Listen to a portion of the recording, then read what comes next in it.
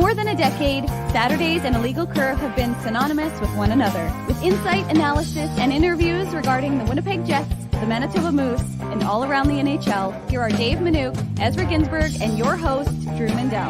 The Illegal Curve Hockey Show starts now. You'll forgive me if I'm just a tad looking something up. I think the Bombers are playing a little bit of subterfuge. They came out with their depth chart for tomorrow's Grey Cup. And listed as game time decisions are both Adam Bighill and Dalton Schoen. But something tells me that it's unlikely either of those guys are going to be able to suit up tomorrow in the Grey Cup when the Bombers and the Alouettes take the field. But it is worth noting that they are listed on the depth chart, both of them, as game time decisions for tomorrow's Grey Cup between the Bombers and the Owls. So there's your Bomber update. I'm sure we'll touch on that throughout the course of the next couple of hours. We say good morning, Winnipeg. Good morning, Manitoba. And for all those joining us live on our YouTube channel and all of our social media platforms, we say good morning, universe, and welcome to the Illegal Curve Hockey Show with Dave Manouk, with Ezra Ginsburg. I'm your host, Drew Mandel, here for the next couple hours. We're going to touch on the Jets. We're going to touch on the Bombers, I'm sure, as well. We'll touch on this, that, and everything, looking back at last night's Jets victory and getting you set for tonight's Jets-Coyotes game. The Jets homestand wraps up. The Jets have an opportunity to certainly make it an even more successful one, put some distance between themselves and the Coyotes, as the Coyotes sit 2 points behind the Jets entering tonight's contest.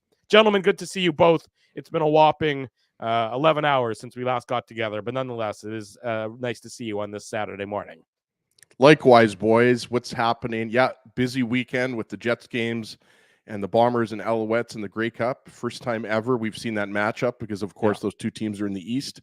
So, yeah, it's exciting. And, you know, we broke all the goals down on last night's postgame show. That was maybe the ugliest win of the season for the Jets, but, you know, it's a win. It's 2 points. And even though the Sabres made a good push there, Hellebuck had to make some key saves. So, you know, we talked about it. You know, 9 of 11 games the Jets have gained at least a point, and you know they're staying right up there with Colorado and Dallas. Dallas has pulled away a little bit, but that's what you got to do. Dave always talks about, you know, at this point in the season, as we're leading up to American Thanksgiving, right? Just keep getting those points, and obviously, you know, Laurent Brossoit is going to get the start tonight.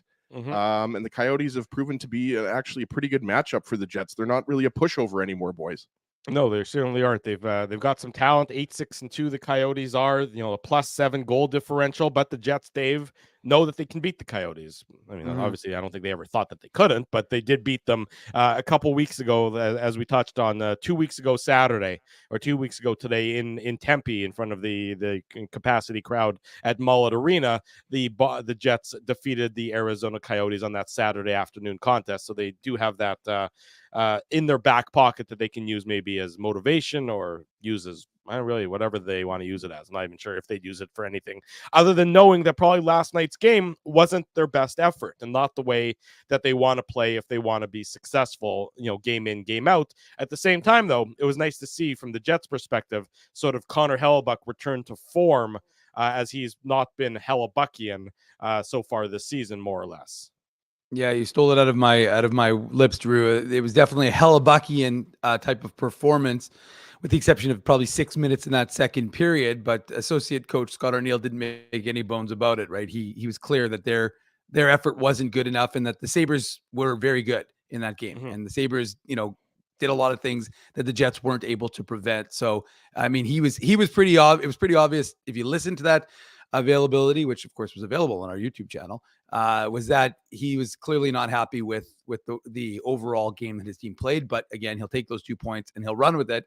And a little bit of Palace intrigue this morning with the Moose heading to Toronto to take on the Marlies this afternoon. The Jets made an emergency recall, folks haven't heard that yet, of Dominic Toninato. So they are holding, I was told, a very limited optional morning skate because it is a home and home. So the Jets some Jets may take the ice at 10:30 this morning. And we know that associate coach Scott Arniel will be speaking sometime around 10:30, depending on how heavily optional it is. And then, or attended, I should say, sorry. And if, so he'll speak probably just before the end of our show at some point, and we'll get some sort of indication as to why they've recalled Dominic Toninato, whether it's for injury, whether it's due to play. So we'll find that out sometime, hopefully before the end of this broadcast. Tony Nato played for the Moose last night in Belleville. Is that right? He did. He had an assist in the win. He had a nice screen, which led to a goal. So, he had a good rebound game, as I discussed last night, as did most of the Moose. It will be interesting. I wonder. Yeah. So, I mean, clearly you would think somebody is banged up. Whether or not they're banged up enough that they have to be out of the lineup for tonight's game, we'll find out, either this morning or right before puck drop at 6:00 this evening. But this Winnipeg Jets team going through a little bit of an injury bug right now. We talked about, we sort of glossed over it, but I think it probably deserves a couple minutes worth of conversation. The injury to Rasmus Kupari. So, he's out 5 to 7 weeks. It happened on Tuesday night. He goes into the boards, and Dave M proved to be the doctor in the press box, saying that it was his shoulder, where others thought it was a wrist or whatever clavicle. Other people said. But it's not obviously the most significant injury, but it definitely does cut into the depth, and the depth that the Jets had in their forward group particularly was one of their strong suits and one of their assets so far this year. And then all of a sudden, if Kupari's out of the lineup, and we know that Velarde's out of the lineup still, all of a sudden you begin to sort of chip away at that depth. Now, injuries are going to happen in the course of the season, no matter what. No one's ever going to stay healthy and play the same 12 forwards, 82 games. But it does begin to impact the Jets' depth, and it impacts the sort of the ability for the Jets to roll those 4 lines like we saw so often early this year, Ezzy. Yeah, you're right. And the good news is that, Velarde is close, right? We don't know exactly when he's going to be back, but I think it's safe to say he'll be back in the next couple weeks, right, Dave, based on what we've been told. Mm-hmm. I think it's fair to say. So he's getting very close, which is right around the timeline for his injury, right, which I believe was 4 to 6 weeks, if I'm not mistaken. So, yeah, Rasmus Kupari has fit in nicely, Drew, on the 4th line. I think he only had the 1 assist, and if I'm not mistaken, he hasn't scored a goal yet this year. But, he's had a lot of scoring chances. And I think what stood out is how versatile he is. And I think a lot of people didn't realize how big he is. But I think, he's been how fast he is. Yeah, exactly. And I think that, the Jets, look, Axel Jonsson-Fjällby, I thought was good last night. I think, he's perfectly fine in a 4th line wing role. We know David Gustafsson, he can play up the middle. And Dave mentioned Dominic Toninato. If he needs to come in, I mean, my best guess, guys, would be that you go with the exact same lineup. Maybe Nate Schmidt goes in for Logan Stanley. I don't think you're going to see necessarily Toninato go in for Jonsson-Fjällby. That and it's because, like I said, I mean, he did exactly what you expect out of him, right? Like aggressive forechecker. He's got the speed. You just want like a good 7 to 10 minutes out of Axel Jonsson-Fjällby, where 8.5 last night, 3 hits. I mean, exactly, no, I mean, he doesn't bring any offense to the game to speak of. I've used this line before, but whomever said, does his game change if he has a stick or if he doesn't have a stick, is probably fairly accurate. But you say that, but he had 6 goals and 14 points in 50 games last year.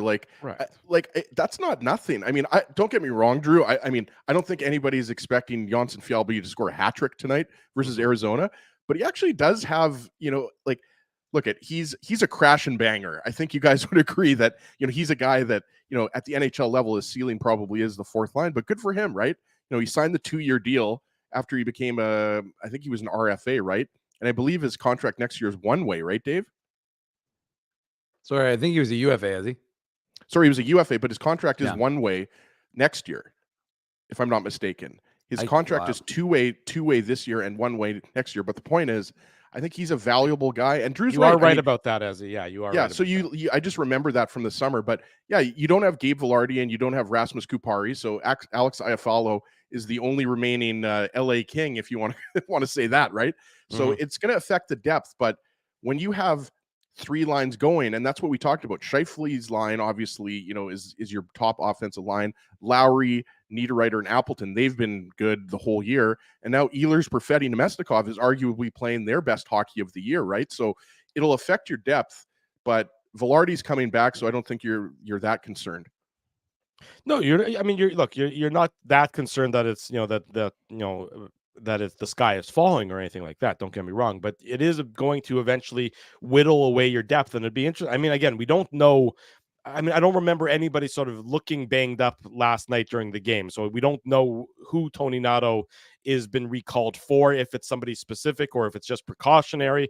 You wonder, the Jets maybe consider going 11-7 like they did on Tuesday night. With Nate Schmidt out of the lineup yesterday, Logan Stanley, the 11-7, which I typically don't love. It was okay on Tuesday. It was okay on Tuesday night, and the second half of a back-to-back. Now, maybe that might be a little bit too stressful on the forward group, having to play 2 in a row and now doing a one-man short. But you do wonder if that becomes a consideration for the coaching staff of the Jets tonight entering the game. Again, this is all with the caveat and the comment that we don't know why Tony Nato has been recalled. We don't know who's suffering from what. We also don't fully know why David Gustafsson took the game day, the pregame skate, like Dave said. I mean, I know we were told, I think, that he was just a healthy scratch, but that's kind of weird that he would take the skate. So, if I had to play the speculation station game, Dave, I would say it might be Gustafsson who's dealing with something. I think that's a good way of looking at it, and I agree with you. Like, I thought it was a little curious. Like, if you knew you were going with Logan Stanley, you knew you were going 11-7. I guess the only way you potentially keep David Gustafsson in, if it's not Gustafsson, perhaps whichever other forward it had been as, maybe that person was dealing with something, and so you have Gustafsson warm up in case that person can't go, and you just scratch them. So, look, it's clearly, we'll find out hopefully within an hour and a half, and we'll be able to share it with everyone here. But regardless, the reality is for the Jets is that they'll have Dominic Toninato, and they'll have that one. Because remember, guys, they've been running lean, right? Like, they have the exact number of forwards to play a game. They didn't have anybody extra, so now they'll have that one extra body potentially. We don't know, again, if there was an injury. But again, that's the whole point of when you're running a team leanly like that and accruing cap space the way the Jets have been, that they're sitting there going, okay, well, you might have a situation where the Moose aren't in town. Now, again, I suspect that if someone was banged up before the Moose had left, they probably would have made that recall to some significant degree. They didn't, obviously. Did Toninato play yesterday for the Moose? He did. Or was he? Yeah. Oh, yeah. No, he played. So he was on the road. Yeah. Yeah. No, he was on the road. So he had an assist in the win. And like I said, he played a decent game. I mean, again, from what I saw, I didn't watch, obviously, the whole game because I was watching the Jets game at the same time. But I mean, like I said, we'll see what happens with Toninato, but and if he comes in, or if it's just potentially it's just insurance. I mean, Scott Arniel, when he was asked about going 11-7 by Mike McIntyre of the Winnipeg Free Press on Friday, it was either Thursday or Friday, but I think it was Friday. He didn't love the idea, didn't love it. And Drew's right. I think going back to back and the forwards enjoy it because they get more ice time. But, that's having just played a game last night. So I suspect you don't want to be overly taxing of your team because, you can run into injuries that way. So we'll see what happens with the Jets. Maybe it's I hate to agree with Drew here, but I wouldn't be surprised if it's 7-11. I'm not saying that I like 7-11. Honestly, like, I'm Andy, we know you love 7-11. Yeah, I was going to say, you're just saying that intentionally. I wasn't trying to be funny there. I was trying to say, like, we would have to get somebody with tons of coaching experience to really, talk about the pros and the cons of, 7-11 versus 6-12, right? Because 6 defensemen, 12 forwards is the standard, right? That's what most NHL teams, most hockey teams at any level are playing, right? But just because of as Drew mentioned, second game of a back-to-back, David Gustafsson or another forward could be a little bit banged up. Plus, I mean, Logan Stanley and Nate Schmidt right now, nobody really seems to have hold of that number 6 defenseman spot, right? So I'm not saying that, I'm not going to give a Ginsburg guarantee here and say that it's going to be 7-11. I'm just saying I won't be surprised. Whereas the Jets Devils game, I think that caught us by surprise, right? Because we just thought Gustafsson was going to play, Dave, and then Logan Stanley comes in, right? And then you go, so it was just a little bit surprising there, but we'll see what happens. I think, the Jets have options. And, when you have guys like Toninato and Janssen Fjällby, you're not worried about those guys coming into the lineup. Those are pro players, and especially Toninato, right? Like, he's a guy that, I mean, the Jets organization is very familiar with. So again, it just shows you how good this Jets forward depth is, because we're not even talking about, maybe calling up a Brad Lambert or, another forward, right? I'm not saying that it should be Lambert, but I mean, he is always an option with how well he's playing down with the Moose, right, Dave? Well, I mean, yeah, I mean, me personally, in my opinion would say no, just because they're playing him at center and they don't want to stagnate his development. So you're not going to pull him up and do what they did with Rozovic which is say he's going to be a center and then put him on the wing. I mean, obviously, if you need a center, but I just don't know that they're wanting to rush him. I don't say I would be of the opinion you may see Brad Lambert this year in a Jets uniform, but it'll be towards the end of the season, more as a reward for good play with the Moose, because right now he's trying. You're trying your best with like the Luciuses and the Chibrikovs and the Lamberts to let them develop. And if you need guys to come up and play in a different role, then it's going to be the Axel Jonsson-Fjällbys and the Dominic Toninatos and the Jeffrey VLs and that sort of thing over any of these young prospects. I could be wrong, but I'd be more inclined to think that along those terms. You know, I thought last night, that David Gustafsson really, I thought he had an impressive showing last night. Granted, he's playing, just under 10 minutes last night, 9:36. But in the third period, particularly when the Jets were struggling, I thought he was one of the Jets players that sort of stood out to me as trying to drag the team through the doldrums that they were in. If I recall correctly, there was a good, strong net drive against Eric Comrie. I think that was the one where Comrie's mask was knocked off in the sequence. I think that was Gustafsson who drove that net there. And there were a couple times where he just looked like a sort of a bigger player. He was playing bigger than we're used to necessarily thinking him as. And he's not small by any stretch, but of course he's been sort of slight up to this point of his career, but it seems like he's sort of. Are you saying that David Gustafsson is bulked up on creatine? Like, what are you saying here, Drew? No, I'm not saying that he's bulked up on creatine, because that would be a very poor decision on his part. But I think that he's growing into his body, into his size, and is now able to use his size and the leverage that comes with that in a better manner than we've seen him doing before in his career. When yes, you were tall, but you didn't necessarily have the width to go along with the height, as opposed to me, who doesn't have the height to go along with the width. That's my problem, you see. Well done. It's funny. That was well done. Look, I think it was tough for Gus Bus to be a healthy scratch. So we always talk about this, right? Like, Gabe Vilardi goes down. What does that mean? It's an opportunity for somebody else. Rasmus Kupari goes down. Who gets the opportunity? Axel Jonsson-Fjällby gets the opportunity, right? And we talked about it. Vilardi, we expect to be back sometime in the next couple of weeks. I don't think anybody's expecting him, Dave, to play in those Florida games against the Lightning and the Panthers.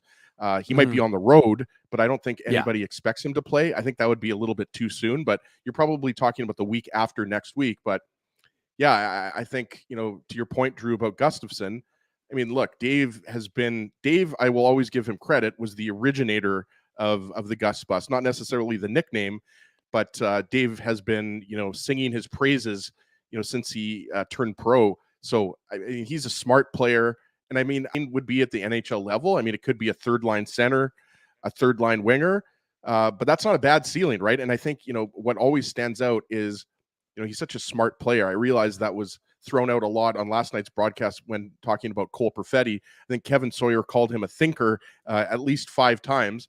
I'd also like to be called a thinker. That's not necessarily the worst thing to be called. I've been called worse, Drew. You know that. You'd settle for that one time. Yeah, exactly. Just for someone to acknowledge that I'm thinking would be nice, right? But yeah, Gustafsson's a great player, and that's the thing, guys. Like, that speaks to the depth. Last year, David Gustafsson was a regular in the Jets lineup. Obviously, with the injuries, he didn't play every single game. But this year, I mean, he's the 13th forward, and Axel Jonsson-Fjällby, same thing. Axel Jonsson-Fjällby played 50 games last year. So yeah, I think, Gustafsson has been playing well since coming into the lineup for Gabe Vilardi. And, he's already got 2 goals, and, he's going to get more. But yeah, I think once Vilardi comes back, he might be the odd man out when Kupari comes back too. I was just going to say, Drew, I was simply going to add to Ezzy's point is that it is interesting. I mean, it's that whole idea of the depth that this Jets organization has, that you're scratching your head. Okay, Gabe Vilardi, who is, as I said, the next guy to return from injury. It's still not a while, still a couple of weeks away, but is the next person to return. And you're like, well, what do you do? Right? Do you put him in his old spot and move Alex Iafallo? If you do, where do you move Alex Iafallo? You finally got that second line humming along and producing, and you've got the third line humming along, and you throw Alex Iafallo from the first line to the fourth line? Do you put Gabe Vilardi at center instead of Vlad Nemesnikov? Well, I don't know. I mean, Vlad Nemesnikov seems to have gotten Cole Perfetti going. Do you really want to, arrest that sort of progress from the 2020 first round? I don't think anybody wants to be arrested, Dave. Well, you never know, Ed. Drew likes having cuffs slapped on his wrist. So anywho, wow. but I'm bump ching. So the point is that Yeah, but there was no prison anywhere around there. Thank you, Ezra. And those cups were fuzzy.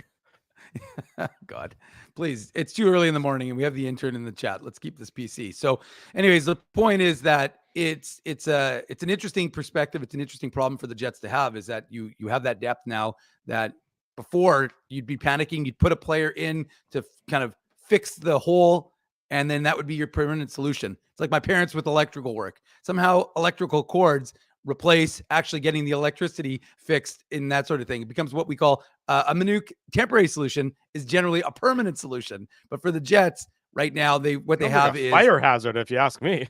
Most likely. But the point is that you end up having in this situation currently, you have a problem in quotes for the people listening on the podcast, that you have a lot of talent and you're going to have some problems now because your first three lines appear to be going. And that's a good thing for the Winnipeg Jets. And Philip Smithson was asking about the third line. Like, that's probably the one line I don't think you see really touched, right? Like, obviously, Lowry and Niederreiter and Appleton have been fantastic together, right? Yeah. So I'm kind of with Drew there. Like, I think you keep Scheifele, Connor, and Iafallo together, and I guess that means Nemesnikov gets bumped down to the fourth line, which is crazy. But I like the idea of either Perfetti in the middle with Velarde and Ehlers, or Velarde in the middle with Perfetti and Ehlers. So we'll see what happens. But I mean, again, these are great problems to have. The Jets have their best forward depth that they've had since that 2017-18 season. So I think, Dave, part of it is just you don't want to disrupt a line that's going really well. To your point, Nemesnikov has been really good up the middle, but I mean, Gabe Velarde has to be in your top six, right? Oh, I mean, I think that's a non-starter. Of course, he has to be in your top six. I mean, it is a conundrum because Connor, Scheifele, and Iafallo have been good. They've been, they haven't had over 50% possession together, but they've been pretty good. I would argue. I don't think anybody's really particularly upset with how they've played together, but Connor, Scheifele, and Velarde were so dominant. Now, albeit it was in 24 minutes of ice time at 5-on-5. So it was in such a small sample size, it's hard to tell for sure, but they had almost 74% of the possession. So if you can, I do think, by the way, that will be the line that Rick Bowness and or Scott Arniel goes to. I'm just saying that I personally would like to it. Probably at some point. I don't know if, Velarde comes back and they go right back to it. But like you said, Drew, in what was it, game 2 or game 3 that Velarde got injured, right? So it was two or three games, but you're right. I mean, Velarde did seem like a really nice fit. And so that means probably that you go Iafallo, Ehlers, Perfetti, right? But again, that's kind of a bit of a conundrum, right? To Dave's point, because, is Nemesnikov back to your fourth line? I mean, if Nemesnikov is on your fourth line, there's no problem with that. But you almost wonder if you're kind of not using him to his maximum capacity, right? Well, yeah, but I mean, I would say that the difference is that, and you're right, Az, but I think it just goes to show you that you can now have 4 scoring lines. So as long as you're rolling out the lines with an effectiveness and an equalness, not necessarily absolutely equal, but at least you're giving them a little bit more than what we've seen in the past and allowing them to do something. And again, we've talked about the fourth line, whichever the ever iteration of it there is, because I think all of those players can create that similar sort of identity. So whether it's Vlad Nemesnikov or David Gustafsson or Morgan Barron or Axel Jonsson-Fjällby or Rasmus Kupari, I think there is that you have that ability to say, wow, you actually have an effective fourth line, that can contribute to this team. So that's an important thing. We've talked about it, Ezzy. How many years have we talked about this Jets club not having a fourth line that did much other than hold water? Well, now you've got a fourth line, again, however it is comprised, but at least this way you've got something that can actually be thrown out there and potentially produce, not just stay at a neutral number and not allow goals to be scored against it, but can actually produce goals for your team. And I think it's worth noting that coaches, when presented with opportunities or presented with the challenges of making changes to your lineup because of players returning from injury, are usually going to err on the side of making as few changes as possible. Meaning, I don't know that they would necessarily want to start shuffling around all, 3 out of the 4 lines all on the same game. Right. So Velarde comes back. I'd be surprised if all of a sudden you'd see a domino effect that is more than just sort of the bare minimum. meaning, let's say Velarde comes back, Iafallo would move to let's say for argument's sake, to the fourth line and bump Alex Janssen-Fjällby. I don't think that necessarily coaches want to start putting Velarde back up with Scheifele and Connor and then moving Iafallo to, the second line or the third line, and then the second line going to the fourth line. I think they generally want to err on the side of making as few changes per game as possible, especially when things are going well, as they have been for the Jets. Now, if they all of a sudden start to struggle and they're in a bit of a losing streak, well, then the blender can be, blended for a little while longer, and the ice cubes can be, chopped up even finer than necessarily they would be if the things are going well with the team. So that's and also, Spency makes a good point too. I mean, like Lowry obviously is going to always center, the third line, or some people are calling it the second line based on usage, right? But I think, the way Niederreiter has played with those two, I just, I'm with you, Drew. I kind of lean towards, Velarde either going back with Scheifele and Connor, or you keep Iafallo up there and Velarde takes Nemesnikov's place on the second line. And again, there's balance there, right? We put up the comment by Rob Somerville. If you've got players like Vlad Nemesnikov and Morgan Barron and David Gustafsson, you can play that fourth line, 10 or 11 minutes, even 12 minutes if you want to, because those guys have a higher ceiling. As we lose Dave Minuk, they have a higher ceiling than, the Jets would have had last year. Dave M is back here. Good to have you back, Dave. Not sure what happened there. I think you're stealing all the bandwidth, Ezzy. So all of a sudden I was freezing. Even with your head on fire, that's hard to believe. I might have to turn my head off fire because I think that's sucking up all the bandwidth as well. Sorry, Dave. I was downloading season 3 of Succession. I thought it was CSI, but all good. It's a good show, Ezzy. You'll enjoy it. Maybe wait till after the show's over before you fully enjoy it. Quick update. I know people have been asking about Rutger McGroarty, who left the game last night with Michigan, left on a stretcher and was taken to hospital. No update is the update. So we haven't seen any word come across the wire so far regarding his status. Obviously, not a great situation there with the University of Michigan and the Jets' former first-round pick. So we will see. If there is any updates, we will give them to you in the course of this morning's broadcast, or later on, of course, on illegalcurve.com. When we come back, making his debut on the show, as far as I know, I'm pretty sure he is, Christian Aumell from CJOB Radio is going to join us next for more Jets talk. It's a Saturday morning, the Jets and the Coyotes later tonight, but right now it's the Jets, it's the Illegal Curve Hockey Show with Drew, Dave, and Ezzy. Don't go anywhere. We're live on our YouTube channel. Keeping Winnipeg laughing for over 30 years. Rumors, Canada's longest-running comedy club, bringing you the biggest laughs from the best comedians on the planet. Jerry Seinfeld, Chris Rock, Jon Stewart, Dennis Miller, Brad Garrett, the greats, and all the up-and-comers too. When was the last time you laughed out loud? Make it a great night out with friends, or book your office or birthday party. Even a fundraising event at Rumors. Get all the details and dates on upcoming shows at rumorscomedyclub.com. Whoa, Ezzy, everything okay? You look stressed. Of course I'm stressed. We're moving, the house is upside down, the kids failed miserably at packing the fine china, and my life is in chaos. Chaos. Yes, that does sound like a problem. What am I going to do?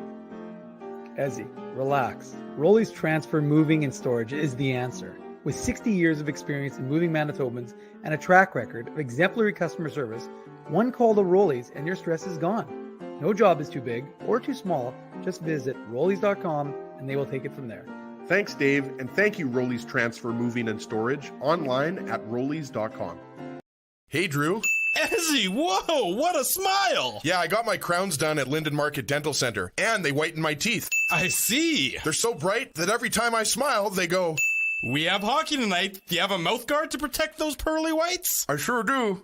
Whoa, they even ting through the mouth guard. Linden Market Dental Center covers all your dental needs from restorative to cosmetic dentistry and will fit you with a sports guard for that active lifestyle. 877 Waverly. See lindenmarketdental.com.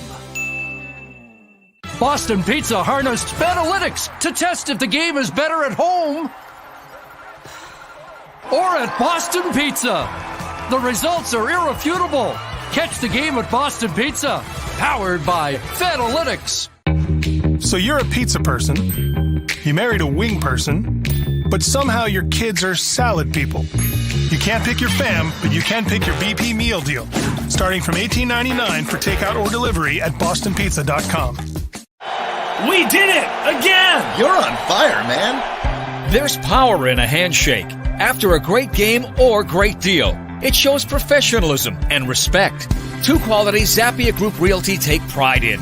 You don't build a business where 95% of your clients are referred by others without honesty, integrity, and total dedication to client satisfaction. To sell your home for more in less time, shake hands with Frank and Mauro Zappia of Zappia Group Realty. Get started at zappiagroup.com. Are you dreaming of your very own backyard rink this winter, but dreading the work involved? Well, stress no longer, because the Rink Guys are here to make it happen. The Rink Guys are Winnipeg's first outdoor skating rink installation and rink maintenance service. The Rink Guys offer free site evaluations and different rink construction options. Plus, they use a custom-sized liner to prevent any damage to your lawn. Lighting packages are also available to help illuminate your rink during those long, dark winter nights. To get your rink started today, visit therinkguys.com.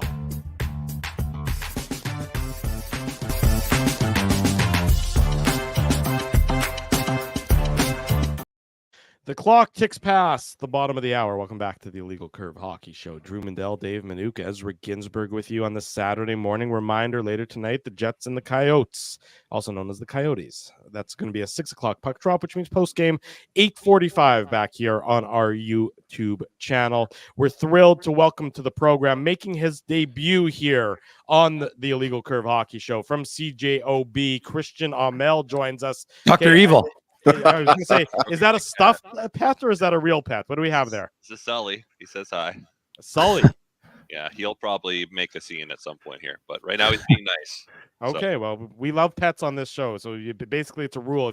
If you have an animal in your house, you have to bring it onto the show to join the three of us. Well, hence the reason why Ezzy's on the show in my house right now. That's right. Charitably been called animals many times before. So, well, Christian, Jason Bell, sports editor of the Free Press, when he comes on, he has his bird on his shoulder, and the bird's name is Marty Bird, which is incredible. But now we have Sully. Yeah. Yeah. So now we have Christian with Sully. So now we have a couple of guests that will always come on with their pets. Yeah, I can't guarantee that the next time you have me on, he'll be this cool, but we'll see how the hour goes. And there's dogs in the house too. They'll probably say something at some point. But right now, Sully's being a good boy. Well, there you go. It sounds like you got a whole barnyard going on over there, Christian. Anyways, we're thrilled that you're able to join us this morning. Big weekend, of course, for you folks over at CJOB. You got a Jets game tonight. You got a Bomber game tomorrow. It's going to be a fun one, nonetheless, for the news and information leader here in Winnipeg on CJOB 680. Christian, obviously, to start with the Jets. We'll probably touch on the Bombers at some point as well. You know, we sit here and we're somehow almost at the quarter mark of the season by the time. Let me do some quick math. 19 games in this season, so pretty close to that quarter mark, as I mentioned. 9-5-2, very good start for the Jets. Everyone would say that they've been pleasantly surprised by their performance so far. From your perspective, it seemed the Jets seem to beat the teams that they beat, but yet are struggling maybe with those teams that are in that echelon a little bit above them. What's it going to take for the Jets to be able to move up into that next level, that next category where the Dallas Stars reside and where they haven't played the Colorado Avalanche yet, but where the Avalanche are said to reside, or the Golden Knights? So how do the Jets move up one more notch?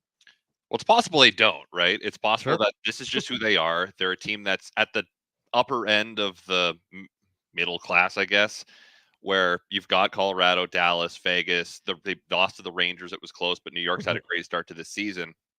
And we haven't seen them play Boston yet, but they might just be that team that beats most of the teams below them and can't quite get the teams above them. Potentially, if you're trying to map out the best case scenario for this team, I think it starts with special teams, right? Because the power play has been better. The penalty kill still isn't very good. They killed off 2 against Buffalo. Buffalo has one of the worst power plays in the league, so congrats. But Connor Hellebuck and Laurent Brossoit have had really bad numbers on the penalty kill, and I know Murat Atesh wrote about this at The Athletic. Is it the penalty kill bad because their save percentage is bad on the PK, or is their save percentage on the PK bad because the PK is bad, right? So if Hellebuck steps up on the PK, and if he plays like he did last night, right? I think we can agree he was the number one reason they won last night. Mm-hmm. If that is the kind of Hellebuck that they get, continuing with the health that they've had, with Velarde coming back soon, their continued strong run of play at 5-on-5, and if you can add strong special teams on top of that, well, now we're talking about a top tier league or team, I think, because that's really what's been holding it back. If you look at the underlying metrics, this team has been really good at even strength this season and not good at all on special teams. So if you add that part to their game, I think that we're looking at a team that, best of 7 maybe could compete with those teams. They might lose 2 of 3 or 3 of 4 during the regular season, but get into the playoffs if you have that kind of goaltending, that kind of run of play, and that kind of health, because really, right, a lot of teams have injuries, and the Jets have had really one major one so far. Rasmus Kupari's hurt, but it's a fourth liner that some people thought should be maybe taken out of the lineup anyway. So the Velarde injury, if he's coming back, if they can stay healthy, then yeah, this could be a team that's right up there in the Central and the West. So we'll see. I would agree with that, Christian. And really the only team that you could say that might have an edge when it comes to goaltending is Dallas, right? With the way Jake Ottinger's playing, and even Scott Wedgwood. We just saw him. He's a very good backup. So I think, Dallas arguably has the best 1-2 punch in the league. I mean, obviously we know, Aiden Hill's pretty good with Logan Thompson, but I think to your point about the playoffs, I mean, the Jets against most teams will have the edge in goal, and we expect the Jets to make some type of move before the deadline. I think it's going to be a defenseman. I think you guys would probably agree. Most people see that as being maybe a weakness. And I wanted to ask you, Christian, about the kind of 6D spot, right? Because Ville Heinola, he's still a few weeks away, at least a few weeks away. Nate Schmidt was a healthy scratch last night versus Buffalo. Logan Stanley starts for the second game in a row. And obviously we'll find out later today if it's going to be Nate Schmidt or Logan Stanley, or they could go 7-11. But overall, do you see kind of, that being the situation until Ville Heinola comes back, like basically a rotation of Nate Schmidt and Logan Stanley, and then maybe once Declan Chisholm gets called up, he gets a chance? Like, it seems like right now there's not really anybody, solidifying that spot on the third pair. I wish Ville Heinola didn't get hurt in preseason, because this was finally going to be his chance, right? He was having a great camp. People have been pining for his opportunity, and he'd play a game or two here and there, but he'd never get a run, right? And that's what you need to see if someone, because look at even Cole Perfetti this year, another young player. First few games, not great, but he knows he's in the lineup, right? He's not coming out. Mm-hmm. And now we're seeing him just catch fire, and it's been awesome to see. But I think of the 3 that you've mentioned, of Schmidt, Stanley, and Heinola, I think we can agree at this point the ceiling is highest for Heinola, because Schmidt's just older, right? He's one of the oldest guys on the team, and his best days are behind him. No offense to him, but that's just the case. That's just true. Logan Stanley, I think he is going to be who he is. Big guy, physical, can shoot the puck hard, not the best defender, not the best skater, kind of stuck at a maybe third pairing, fourth pairing. I don't know what to do with him, but I think Heinola definitely has the high ceiling. And once he's healthy, I'd like to see him get in and give him some chances, because we're seeing now Stanley's played back-to-back games, haven't been overwhelmed by what he's done these 2 games. And Nate Schmidt's had a bit of a tough season so far, but I think there's value in trying out Heinola and maybe even Chisholm, right? I know there's concern about the back and forth with him in terms of waivers, or is he waiver exempt or no? I can't remember. No, he's not. Right. So they put him down on the conditioning stint so they can avoid waivers, but that's a dangerous game you play, right? Because Dave would know. Sorry, Christian, Dave would know better, but I don't know. Is there a max to how many times you can do the conditioning stint? I'm not sure how many. I don't know if they can keep doing that with him. I believe it's just once. Yeah. So I could be wrong, but I think it's just once. Once he's recalled, then waivers becomes an option. So that's why, there's that logjam where, like, do you consider moving a Logan Stanley because you don't want to lose Chisholm on waivers, right? What do you get for Stanley though at this point? Mid-round pick, best. Yeah, if you're 5th, 6th, right? There's and because if you put him on waivers, you'll lose him for nothing. But you're not going to put him on waivers. There's going to be an attempt to get something. You never look better. Yeah, there we go. But yeah, I think Heinola is the guy. I'd like to see him in there. And then we've surplus of defensemen. What are you going to do about that to make space for Heinola or potentially a Chisholm, right?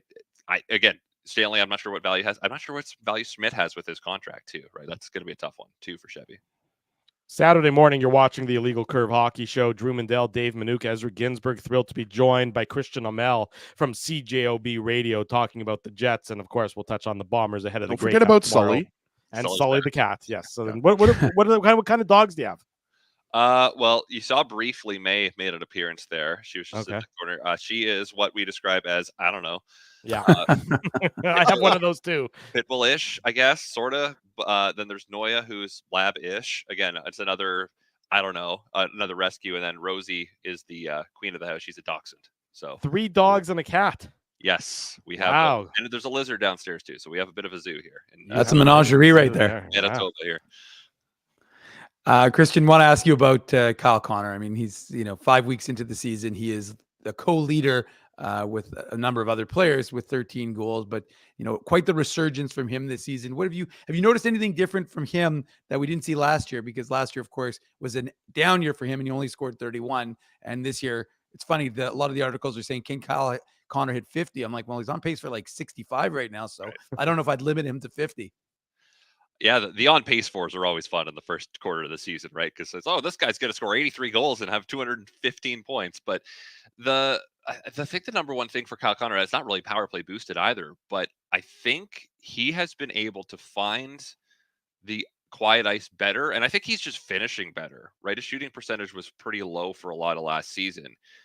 That's partially luck, and that's partially the opportunities he's getting. I think Mark Scheifele as a passer this season is having a better campaign. Last year he was putting up goals, but like no assists, right? I think he's been able.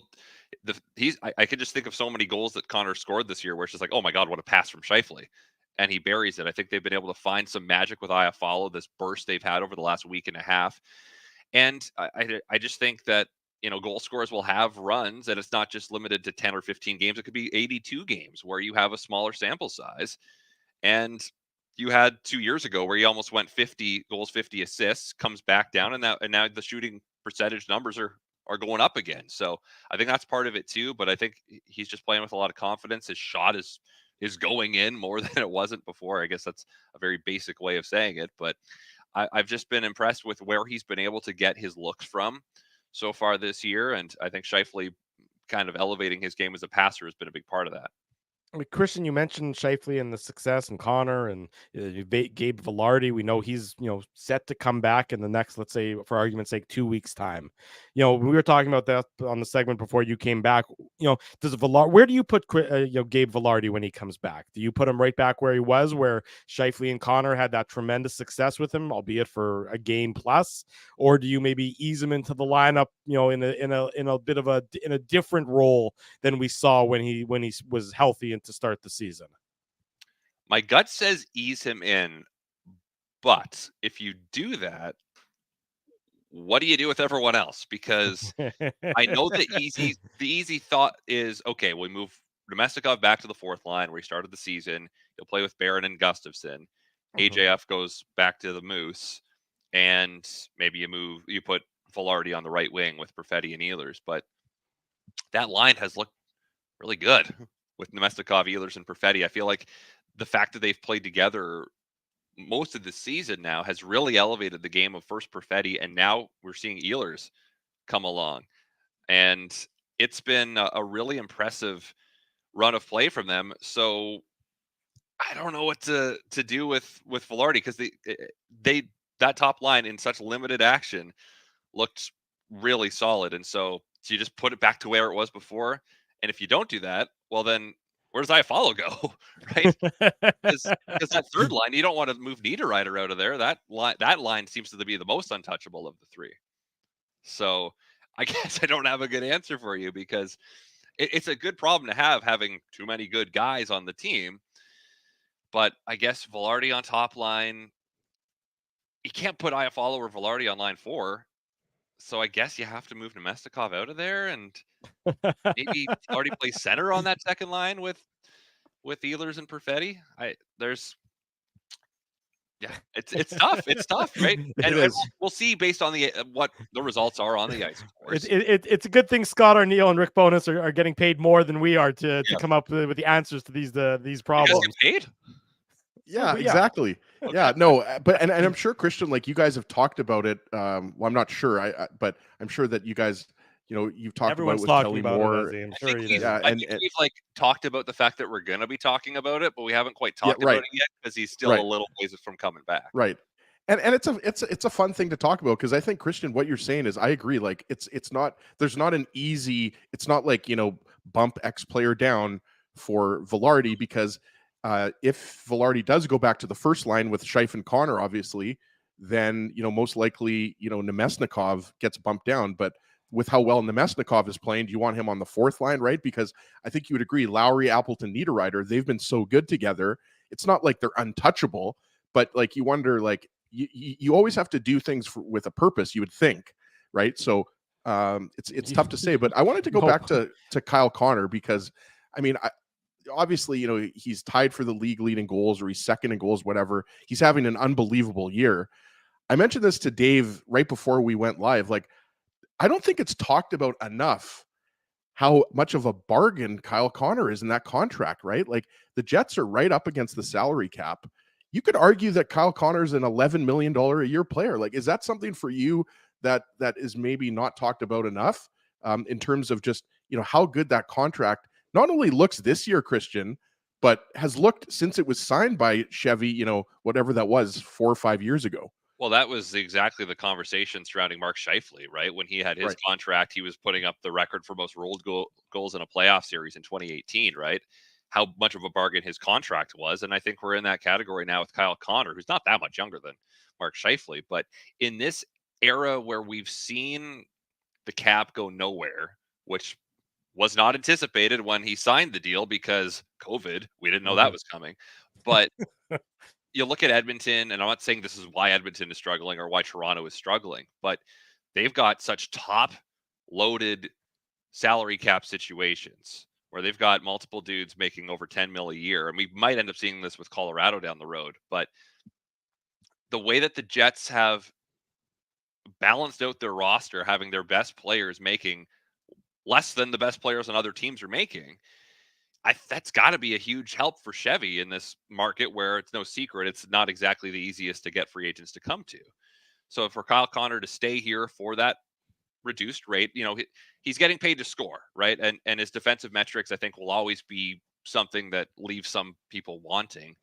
But I mean, if he's putting up 50 goals and 100 points a year, making what he's making, yeah, that's who cares if he can't play defense? They got defensemen. I mean, Mark Scheifele stepped it up this year for sure, but it's definitely a good thing for this team. And I think as long as we're in Winnipeg, we're going to be the ones talking about things, and probably other people won't be talking about them. I think we understand that, how the way the media works in Canada, especially when there's tire fires and in a couple other Canadian cities. So Kyle Connor's not going to be top of mind. But for us, yeah, definitely a bargain. And I think that's something that's really helping this team. Something that's helping this team is contributions up and down the lineup. And one of the guys making those contributions who's already matched his total from last season is Mason Appleton. And there's a lot of, questions from folks. Is Adam Lowry making Mason Appleton better, or is Mason Appleton's play this season making, that line better overall? But what have you seen from Mason Appleton games that he had from 51 last season? Well, I think the biggest thing is he's finishing. I know last year, or really every season I've seen him play, he puts himself in good situations to score and doesn't score. Mm-hmm. I think that's been the biggest thing for him and why it didn't work on the top line to some degree. Also, I just think the speed of it was not quite right for him. But he goes off the top line, a demotion, and he immediately starts killing it with Niederreiter and Lowry, right? And that line has been so good in all areas of the ice, more or less, since they were put together. And I think Niederreiter's smarts and knowledge of what to do on the ice, he's just always making the right play. I think that's been a huge part of elevating Appleton's game, because Appleton and Lowry played together a lot, but it's really Niederreiter, I think, that has boosted that line. And we're seeing the goals that Appleton is scoring too, right? They're from dirty areas. Last night, he scored from 5 inches away on just a perfect net drive and an unreal pass from Niederreiter. Right. Adam Lowry is a really good player, but he's not the offensive player that Nino Niederreiter is. Right. And I think that you're bringing a guy who's a second line, maybe borderline close to top line, putting him on the third line, that kind of offensive skill, I think, lifts all boats. And what we've seen is Mason Appleton being in the right spot a lot, but now finishing because he's been receiving great passes and he's just going. His knowledge of where to go on the ice and the offensive end is really solid. And now he's putting it in the net, and that's great to see. Christian Aumell from CJOB is our guest Saturday morning. This is the Illegal Curve Hockey Show. Christian, a guy who was sort of in the spotlight for all the wrong reasons last year and maybe the last couple of years was Neil Pionk, and his struggles were well documented. So far this year, I'm not sure that necessarily we're seeing him revert back to how he was, say, 3 years ago when he was really a tremendous defenseman for the Winnipeg Jets and seemed like a great acquisition in the Jacob Trouba trade. But he seems to really have steadied himself a little bit. I guess what my question would be, what has your assessments been so far of Neil Pionk's game this year? There's definitely times where there's struggles, and there's definitely times where he's got some peaks and valleys, but it seems like the peaks aren't as high and the valleys aren't as low as the last couple of years. I think that's a fair assessment. I think what we saw at first was, wow, this guy can really drive play. And then what we saw was, oh, he's not anymore, and he's a defensive liability. This isn't good. And I've heard rumblings that he hasn't been healthy, but he played a lot. So I don't know how much are you playing through that. If you're not effective, should you just take a break?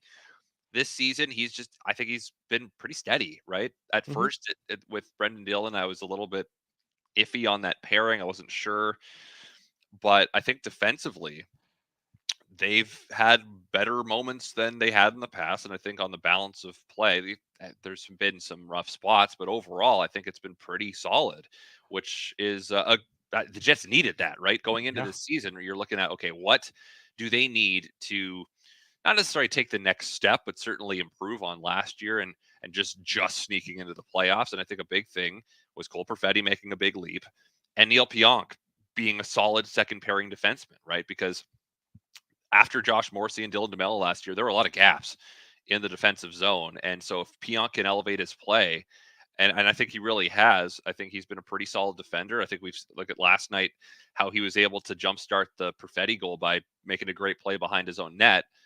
And he's still able to pitch in occasionally offensively, really not as big a part of his game anymore. But that's okay. If you're playing great defense, and Brendan Dillon's lighting the lamp like he has been, then they don't need the contributions quite as much from the back end. Christian, I wanted to ask you about Rasmus Kupari, because obviously, he left the game against the Devils. He hasn't been, blowing anybody out of the water with his offensive statistics, right? But I think you'd agree that he's been very impressive. He was probably the least known out of the 3 LA Kings that came over. I think you'd agree, right? But what I wanted to ask you is, what do you see happening with his future? Because it seems like a guy like Kupari, he would be a guy that the Jets would consider re-signing to. I'm not sure how many years, maybe 2 years, maybe 3 years once his contract expires. Yeah, probably 2, right? He's still pretty young. The first thing is he's fast, right? He's really quick with the puck, and sometimes it seems like he's almost too fast, right? Where he's going so fast and then the puck kind of leaves him because he's going so fast. And those offensive skills may come, they may not. We're not quite sure what kind of player he's going to be. It's like Drew at the buffet table, Christian. Oh, yeah? He's going so fast that he doesn't have time to put all the food on his plate. I miss buffets. COVID kind of killed buffets. There's a lot. There's still some, but there's not as many as there used to be. But I think that for Kupari, I'm not quite sure what he is yet, right? Because, again, he hasn't played that much. He's been very fast. Are those offensive skills going to come along, right? Because so far this season, if you say of the 12 Jets forwards, he's probably number 12, right? And that's not really a dig at him. That's just he's a young guy on the fourth line that hasn't had a lot of NHL experience yet. So I think he's definitely got potential. I think we've seen the kind of speed he has. Speed isn't everything, but that definitely at the NHL level is an asset to have. So down the road, is he going to be a player for this team? Maybe on the third line, potentially could be on the second line. We'll see how things go over the course of time. But I mean, the Jets getting Iafallo and Velarde probably would have been enough. I think that's what I said at the time, Christian. If you go back to when that trade was made, I think if it's Iafallo and Velarde straight up for Dubois, I think the Jets win that trade. Then you throw in Kupari in the second round draft pick. Yeah. And to me, again, Chevy isn't paying me to say this. I think Chevy deserves a lot of credit for winning that trade, and I think Chevy deserves a lot of credit for getting Nino Niederreiter for a second-round pick with an extra year on his contract. Yeah, I remember the trade deadline day and thinking, and I think we talked about this on the air because I think they played that. I think it was against Edmonton that day. But on the pregame show, we were like, "That's it? You got Nemestikov and Niederreiter? Really? Do you really want to win? Like, what are we doing here?" And sure, they didn't really. Maybe he saw that it was going down the drain last year. Didn't want to do anything crazy last year, but Niederreiter and Nemestikov have been just beautiful pieces to have for this lineup because of their versatility.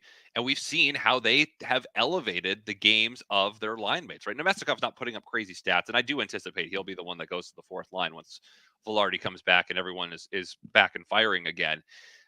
But the impact he's had on Ehlers and Perfetti has been immense. And Niederreiter, we've talked about how much he has boosted that third line. So yeah, Chevy's been making good moves, right? I feel like we often criticize it at the time, but they have panned out for the most part. And I still, the one move that I'm still not sure about is trading the 2 second-round picks for Dillon and Schmidt. And I understand why they did that at the time, because they thought they were perhaps closer than they actually were. But turns out that season was about to be a complete disaster with Paul Maurice leaving. And now they have Schmidt, who's not playing and making a lot of money. Dillon, on the other hand, I think is a pretty rock solid defender. But so you're kind of in a bit of a pickle with the Schmidt deal. But overall, yeah, Chevy's done a pretty good job, and he'll have moves to make this season for sure. And every time you do anything as a GM, that's another chance to litigate your record. And so I'm sure we'll do that on our shows. You'll do that on your shows. We'll continue this chatter, and in a year or two, we'll look back and be like, oh yeah, that wouldn't work too. Well, Christian, heading into the offseason, looking ahead a little bit on the defensive end, the Jets have 2 UFAs in 33-year-old Brendan Dillon and 30-year-old Dylan DeMello. The right side, of course, is not a lot of depth there, obviously up with the Jets, and even organizationally, you've got Elias Salamonson, the 2022 second rounder. He's over with Schlefka, but he's most likely going to probably jump up and play with the Moose next season. So what would you do if you're the Jets GM putting on your GM hat? Do you think you're bringing back either of those 2 players, or do you think the left side is kind of logged and you might want to bring back Dylan DeMello just for how good he's been and also at his age? I think you bring back Dylan DeMello because of how well he's played with Josh Morrissey. I think they've created that, he's not putting up offensive numbers, and that's not what he's here for. It seems like the Jets have this one guy who's really defensive, one guy who gets all the points on their D pairings. And for Morrissey and DeMello, they've been really good in that regard. At some point, does it run out? Of course, it runs out for everybody, but I don't think that time is nearly yet. Second pairing, you're looking at, okay, now we have conversations to make, right? I think Dylan still has it, but he's obviously closer to the end. I think he's the oldest player on the team. And then down the lineup, right? I love Sandberg's game, right? I think he's absolutely a guy that could be here for the next 8 to 10 years, whether it's third or second pairing. I don't think he's top pairing, but in terms of his defensive abilities, we're seeing it, his shot blocking abilities, penalty killing abilities. And then after that, you have to trust your organizational depth and your scouting and how things are developing with the Moose, because we just have not seen enough to make judgments on several of the players down at the AHL level, right? I want to see Chisholm at the NHL level. I want to see what he can do. Billy Hanel as well. We still need to see more from him. So it's kind of, there's a bit of a conundrum, right? Because you don't want to make any crazy moves for the future until you see what you've got. But until you see what you've got, you got no space for the guys that are the future. So do you want to just go out on a limb, trade guys, and then, all right, here you go. And what if they don't work? Now what do you do? So that is the pickle, and that's why Chevy gets paid and a lot more than we do, as you said. So yeah, I think I wonder about Pionk too, because right, again, the right shot part of it, you like to have that balance. Where's his game gonna go? Is it gonna be steady? Is he gonna find it and be a guy that can be a really solid 2A, 2B for the next 5 to 6 years? If so, then the Jets have got one, right? But it's up to him to keep his play at this level, and if he can do that, then I think the Jets are pretty set with what they see there in most of their decor. Christian, last one for you. And with all due respect to the Jets and the Coyotes tonight, I think most people in Manitoba will have their attention firmly on the city of Hamilton tomorrow late afternoon as the Bombers and the Alouettes do battle for another Grey Cup. From your perspective, the Bombers, we know, are heavy favorites entering the game. We know that they've had the pedigree for the last number of years. We know that last year's defeat, last year's upset is still a sour taste in their mouth. What is the determining factor in tomorrow's Grey Cup that's going to result in the Bombers being crowned champions of the CFL for another season? Turnovers, simply. If the Bombers don't turn the ball over, they win the Grey Cup. I think it's that simple, honestly. And by the way, Adam Bighill and Dalton Schoen are listed on the roster as game time decisions. I still don't think they're going to play. No, we started the show with that because the roster came out at about 9 a.m. when we started, and I think that's a little gamesmanship from the Bombers there. Yeah. So Greg McRae will play, and then Winston Rose will come in on defense in Adam Bighill's roster spot with Shane Gauthier playing in the middle. But we've seen Montreal play the Bombers twice this year and do nothing on offense for 2 games, right? 6 offensive points in 2 games. They spotted them 2 pick sixes in a 47-17 win. Don't do that tomorrow, because we saw what Montreal did against Toronto last week. 9 turnovers is absurd. They would have won it with 5 probably, but Montreal's offense in that game had like 200 yards, right? They're not Cody Fajardo. I've never been a really big believer in him. And yes, the Montreal defense is really good, and they didn't have Darnell Sankey when they played the Bombers earlier in the season, and Sean Lemon was still kind of new. But I think if Winnipeg takes care of the football, they're going to win this game. I just don't think Montreal's offense can put up enough points to do damage unless they get a bunch of short fields. So 20 points maybe could even be enough to win this game. I think it's good, really hard for me to imagine Montreal winning it. Crazy things have happened in Grey Cups before. We've seen great Calgary teams lose. We've seen great Montreal teams lose. These great legacy teams not pull it out in the end. Crazy things happen all the time in football. But this could end up being, I think, more like the 2019 Grey Cup than the 21 Grey Cup, where we saw Winnipeg kind of just get out and bludgeon Hamilton for 60 minutes. I think we're probably leaning more towards that than, oh my God, how do they pull that out in Hamilton in 2021? And Christian, most importantly, Brady Oliveira avoided the MOP curse. Right, so the Bombers are going to win. He got most valuable Canadian, but he avoided the MOP curse, so we're good. Yeah, Bombers win 27-10. Yeah, Bombers got no awards except for that one. They've got, if it's possible to have chips on your shoulder after going to 4 straight Grey Cups and winning 2 of the last 3, then perhaps they've found them. But I think this sets up so well. I think I think the national media is maybe trying to talk ourselves into why Montreal can make this close. It just seems hard to imagine Winnipeg not getting this done, and perhaps by a few touchdowns. There you go. You heard it here first, folks. The Bombers and the Alouettes, that'll be tomorrow. Tonight, we have the Jets and the Coyotes. CJOB 680 will have coverage of that and everything else all week long, of course, as they always do. Christian Aumell, thanks so much. Great first appearance, great debut appearance here on the Illegal Curve Hockey Show. We'll do it again real soon, buddy. Thanks for having me, guys.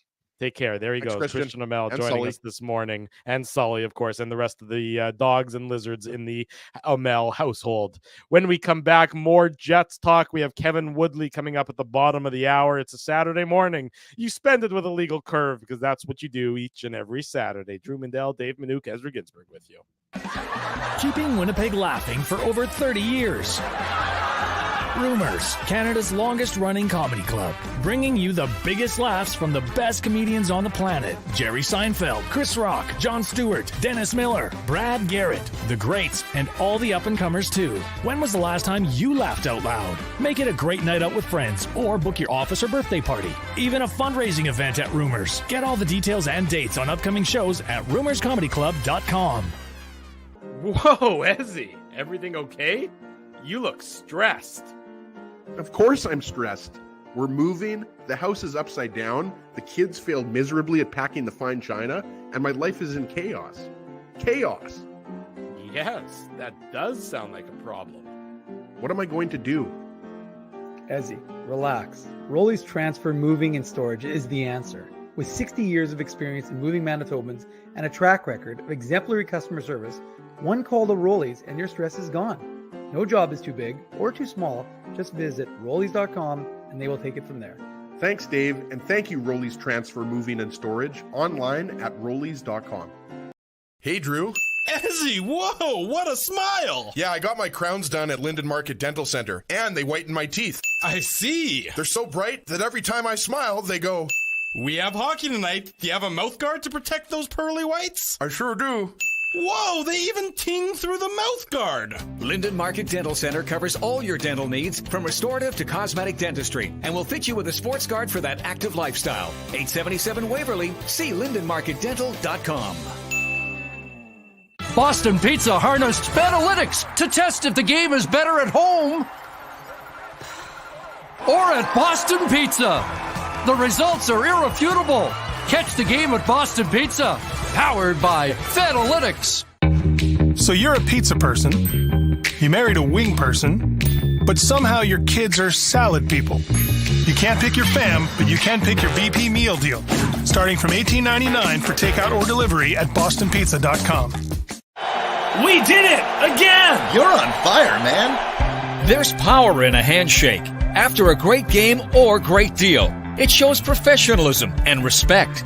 Two qualities Zappia Group Realty take pride in. You don't build a business where 95% of your clients are referred by others without honesty, integrity, and total dedication to client satisfaction. To sell your home for more in less time, shake hands with Frank and Mauro Zappia of Zappia Group Realty. Get started at zappiagroup.com. Are you dreaming of your very own backyard rink this winter, but dreading the work involved? Well, stress no longer, because the Rink Guys are here to make it happen. The Rink Guys are Winnipeg's first outdoor skating rink installation and rink maintenance service. The Rink Guys offer free site evaluations and different rink construction options. Plus, they use a custom-sized liner to prevent any damage to your lawn.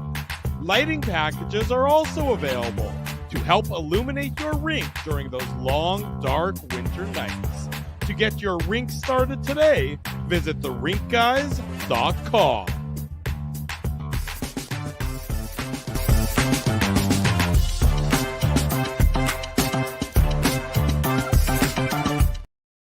The second hour of the Illegal Curve Hockey Show consistently starts past the hour, and today we're still consistent. So there's something to be said for that. Drew Mandel, Dave Minuk, Ezra Ginsburg with you on this Saturday morning. Reminder, the Illegal Curve post-game show later tonight after the Jets and the Coyotes, right around 8:45. Dave Minuk and mystery guest. Dave Minuk and mystery guest. I think this is going to become a new segment. Our buddy Joe Pascucci tweeted at us another Winnipeg Jets on this day in Jets history, November 18th, 1981. It's a battle royal between Lucien Dubois and Craig Hartsburg in the penalty box. Wow. Let's go to the video on this one. It's an entertaining one. I was watching this in the middle of the commercial. They're throwing fists in the penalty box. Here we go. Look at this. I love it. Can you imagine that if this happened nowadays in the penalty box? There's look at the helmet punch off. Look at the Hartsburg's helmet punch gets blown right off his head in the punch. I also love the fact that it's Dino Cicerelli there watching beside Dave Babbage. I believe this was back and to the left, if you want, from the Seinfeld episode. Back and to the left. Back and to the left goes Hartsburg's face. Quite and the right his hand by helmet. Deblois there, Drew. I know. That's what I'm saying. This day in Winnipeg Jets history, courtesy of our buddy Joe Pascucci, November 18th, 1981. That Dave Christian there? What'd you say, Ezzy? Dave Christian there of the Christian Hockey Stick family? I see Dave Babbage. I see Dino Cicerelli. And then Dave Christian comes in there at the end. Yeah, see yeah, there, there's Dave 13. Dave Christian, yeah. I'm not familiar with who Trimper is. Anybody know Trimper? I mean, I think some of the old timers in the chat might know who Trimper is, but considering I was You're a bit of a Trimper, Drew. What's that, Ezzy? You're a bit of a Trimper. I don't know if it being a Trimper is a compliment or an insult, but I was 2 months old when this happened, so you'll forgive me for not knowing who Trimper is. I wasn't born yet. I was born July 1982. Drew, I think that you had your bar mitzvah that year, right? You know what? I just said I wasn't born. I was 2 months old. You can't go back and then try and throw it against me at this point in time. But anyways, there you go. Courtesy of our buddy Joe Pascucci, this day in Winnipeg. I'm with you, though. History. I mean, sometimes it's just fun. Tim Trimper says Billy Yo-Yo. Okay. Okay, there you go. So I guess, it's a good point that Matthew Thompson makes, because last year on the last week on November 11th they got beat 15-2. So maybe they were a little bit upset and decided to take wasn't it out that on Dale Craig Howardchuk's Hartsburg's rookie year, or was that the next year? His rookie year. He drafted in 81 or 82. He was drafted in. Now you're asking me difficult questions, Ezzy. You're putting me on the spot. In any event, there you go. There's the video of the day, courtesy of our buddy Joe Pascucci. I don't think you're going to see any penalty box fights in today's game. Howardchuk was drafted first overall in 1981. 81. There you guys go. Doug is saying how young we are. I think, Doug, it's more that you're just even older than we are. I think that's the difference. Bailey's young. We're old. Doug, and I love you. Doug, you're just decrepit is what it is. That's what's happening there. My lower back will tell you that I'm not young anymore. As your lower back was bad when you were 18, though. I don't think that's necessarily an age-related and it's thing. gotten even worse since I've been carrying the Illegal Curve Hockey Show for the last 14 and a half years. Oh, zing. That was a good one. That was a good one indeed. There's Andrew's more on Tim Trimper. That's why I love this show. All you folks in the chat somehow are pulling out Tim Trimper statistics and remembrances on this random Saturday morning. So that's terrific. Good job, all of you, for joining us this morning, and good job, of course, to our buddy Joe Pascucci. Keep sending those along. Keep sending those ones along. As the Jets and the Coyotes will do battle again later today, and I think it's sort of a similar game plan for the Jets, similar recipe for success to what they had in Arizona a couple weeks ago. You have to take advantage of the Coyotes defense. That's where they're at their weakest. That's where they're at their most vulnerable. We know that their forward group is better than it has been in past years. So that who you have to be worried about from the Coyotes perspective. And that's sort of where you have to go from there. Yusuf Valimaki out of the Coyotes lineup, so he's not going to be on the back end for the Coyotes today. So they're even thinner, on defense. So that's where the Jets have to take advantage of it, albeit against a rested Coyotes team, against a Jets team playing the second of back-to-backs here, Ezzy. Yeah, and recently the Coyotes beat the Stars 7-5, right? Wasn't it 7-5? Yeah. So I mean, like. The Coyotes, I think, since that. No, I think that was Nashville, Ezzy. Oh, sorry, Nashville. They beat Nashville 7-5. Yeah, for a second I was like, I don't think anybody's beating Dallas. the way how successful they've been. But the point is, since the Jets beat the Coyotes in Tempe, they've won 3 of their 5 games, and the other games they lost were 1-goal games. Mm-hmm. Coyotes team is a competitive team this year, and we've talked about it, right? Like Sean Dursey. I really like that trade. Matt Dumba, they've just augmented their decor, and Logan Cooley, guys, like can't be understated. Like similar kind of impact that Matty Beniers had in his rookie year in Seattle. Like Logan Cooley's that good that he instantly makes a team better. And obviously, there's always going to be the debate, whether the Habs should have taken Logan Cooley, but. It's pretty clear right now which of the two players between Slafkovsky and Cooley, and they're both young, succeeding. Right? Like, of course, they're both young. Let's not get too excited, but right. I mean, Clayton Keller. I mean, he's been a really good player for the Coyotes for a while now. Nick Schmaltz, I think, is an underrated player. So there's got a lot of talent, and Vejmelka is usually solid in net. I wouldn't say he was that great in the game a couple of weeks back, Dave, but he has that ability. He's a good, solid. He's established himself as a number 1 goalie in the league. So, yeah, the Coyotes give up a lot on defense. There's no doubt about that. But I don't think you necessarily want to trade chances with this team either. Yeah, and as the one thing I want to say, and I think I'm going to highlight Daryl's comment because it's one I want to reiterate or mention, I should say, is that it really is up to Laurent Brossoit, who hasn't played up to the standard that we know he's capable of, to play up to the standard that we know he's capable of, because for when you look at quality starts, and we can talk about it with Kevin Woodley, I'm not sure he's given the Jets one yet. So from that perspective, that's one of the things. And look, up until last night, you could say Connor Hellebuck had some quality starts in the how many games has he played now? 4? He played 14, I think. No, I'm saying Hellebuck, but I'm saying, like, I think he's had a lot of quality starts. He's also had a few stinkers that don't expect from Connor Hellebuck. He's in that sort of situation turned it around a little bit after what we saw yesterday. But yeah, I mean, that's one of the things that we expected this Jets team to be better at, right? Was their goaltending. But 5-on-5 has been the surprise of the season without question. But the goaltending and one of the things about that 5-on-5, and you're hearing it from players, is the system. And obviously, the systems are generally fairly similar, and there's not huge variations. But just listen to what Kyle Connor said this week about having now had a full season of the Rick Bowness system, and now having really that comfort in it. It seems like this team is accepting a different, way to play the game a little bit. And it's worked for them because, again, they weren't this good a 5-on-5 team last year. And that, again, speaks to the depth. And we've talked about that enough, as would say. We don't have to go back there. But to me, it's just a function of this team feeling a lot more comfortable in their skin, playing within that framework that Rick Bowness has created. They really do seem to be a unified front, and I mean, you saw it again last night. You punch one of them, you got three guys coming at you. I mean, it was the one late in the game. Yeah, late in the game when Zach Benson. Thank you. My brain was going blank there for a second. Zach Benson, takes some liberties. I think it was against Morrissey, if I'm not mistaken, but it could be wrong. Technically, it was against Hellebuck. Well, fine, right. But Morrissey was right involved in the scrum. And then you saw three Jets players swarm him. Now, look, I know that that's going to happen, more often than not on most teams. But it does seem like this Winnipeg Jets group is, again, I mean, we don't need to rehash the addition by subtraction of the dressing room and everything else. But, and certainly playing well, like 8-2-2 in your last 12 games certainly goes a long way to getting these good vibes feeling there. But it does seem like this team, the connectivity of this team, I think is a valid talking point so far this season, Ezzy.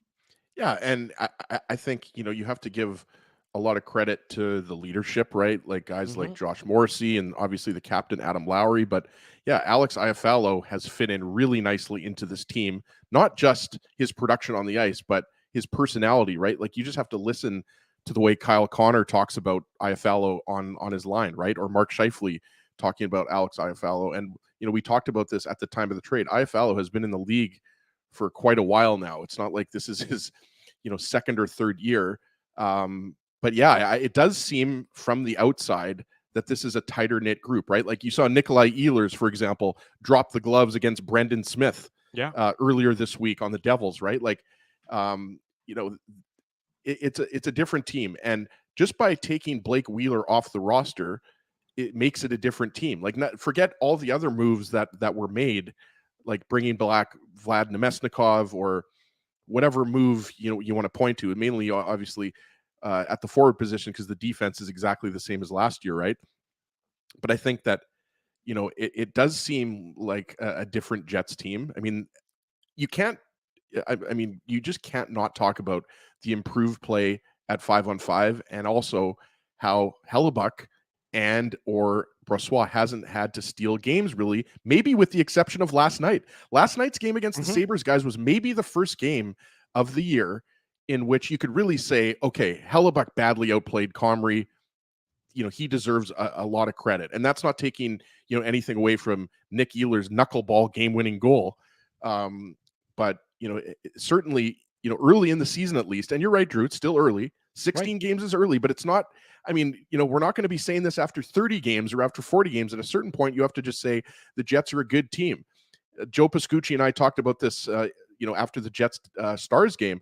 Yeah. I still think the Jets are probably the third best team in the Central, and that's nothing against the Jets. It's just that Colorado and Dallas are really good teams, but I wouldn't be surprised if the Jets finish second in the Central. I wouldn't be that shocked, actually, if they finish first, but it looks like right now, clearly Dallas is playing at a higher level than the rest of the teams in the Central. But, the Jets have points in 9 of their last 11 games. So, they're going to face some tough teams coming up in Tampa Bay and Florida.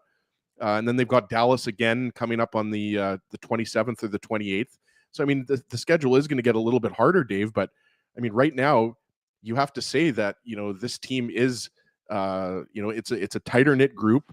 And it's just it's looking like a better team. And even though the Jets started last season, with points in 11 of their first 15 games, it just seems like a more sustainable type of winning that the Jets are doing this year. Well, I think the big difference, and sorry, Dave, is that if you had said, last year you couldn't say that the Jets have 9 wins in their first 16 games, and Connor Hellebuck is really the driving force behind one of those wins. That just wouldn't be a topic that he was the driving force behind every Jets win for the most part last year. That's, I think, the huge difference is exemplified just through that sort of analysis. Mm-hmm. No, I mean, I think there's no question about it. And that's what we've been talking about fairly consistently throughout the course of the season. And some folks in the chat are saying that Hellebuck won them the Jets, the Oilers game. So even adding that. I would agree with that. That's even adding, even adding that game. No, but sure. But that was early in the season, Drew. But even adding that game to the list, right? You've got to look at it and say, well, that's just 2 of the games. And you're right. Your point is still valid, because ultimately last year there were every game, game after game. We did 82 of them. We talked about it. Connor Hellebuck. If Connor Hellebuck didn't do this, and we used to say, you don't apologize for having one of the best goaltenders in the NHL. That's just the reality of your team.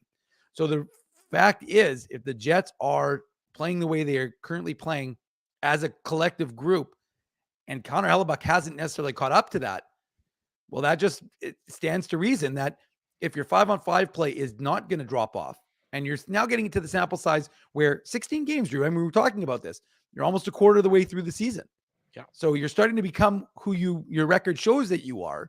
And if you get Connor Hellebuck now, who's still going to play the majority of these games, even with Laurent Brossoit as his backup, if you get Connor Hellebuck to get back to that level that we're used to seeing, yeah, absolutely. This Jets team is definitely, and of course special teams, but that's not as important as your 5-on-5 play. So to me, this Jets team, if you can get Connor Hellebuck back up to the level we saw yesterday, hopefully you don't need him that much, because again, you don't want to see the Jets regressing to what they used to do, which was overly rely on him and not play an effective team game. But sometimes you want to throw that off. I mean, Buffalo was looking to, get out of a slump. They obviously had Tuck back. They had Benson back. They had Comrie back. So, Buffalo was hungry. They knew that they're a bit desperate. They're looking to get back on track for their season. So, and that's why we always say it's not just that there's one hockey team that's playing the game. There's 2 teams, and you got to factor that into to the game. So Hellebuck stepped up, and that's what the Jets needed. And the 5-on-5 play has been excellent. So if those 2 things stay true, it's going to serve the Jets very well. Well, I mean, think about it. Last number of years, let's say last 3 years, how it was a surprise when the Jets would win the possession battle. I mean, now it's almost the flip of that. It's been so far this year a bit of a surprise when the Jets haven't won the possession battle. And the Jets like last night, they certainly lost the possession battle. I think they lost the possession battle on Tuesday against New Jersey as well, but that wouldn't have been that probably last night was more one-sided though. Like last night was certainly more second and third one-sided. periods. Second and third periods were all Buffalo. Yes, there's no question about it. Last night was one of the more one-sided games. And if you look at the bulk of the Jets' success, it's not because they're outscoring their problems. Again, this was which was so often the case, that they are doing it on the defensive side of things. Very largely. Their expected goals for only is puts them at 22nd in the NHL. But then you look at their expected goals against, well, it's much better, in that category. Their expected goals against is just outside the top 10 in the league. So, I mean, if this is a Winnipeg Jets team that is doing it largely by starting in their own zone, a team that, I'll be honest, I didn't know that they had that in them, because we haven't seen that. They've always talked the big game for the last number of years about how it starts in their own zone, and it starts in front of Connor Hellebuck, and it starts by playing better with their own defensive system. But then immediately they would lose that structure, and then it would be Captain Chaos out there instead. And again, small sample size, but the sample size is growing, so it's not a tiny sample size. It's not 3 games anymore. It's now up to 16 games.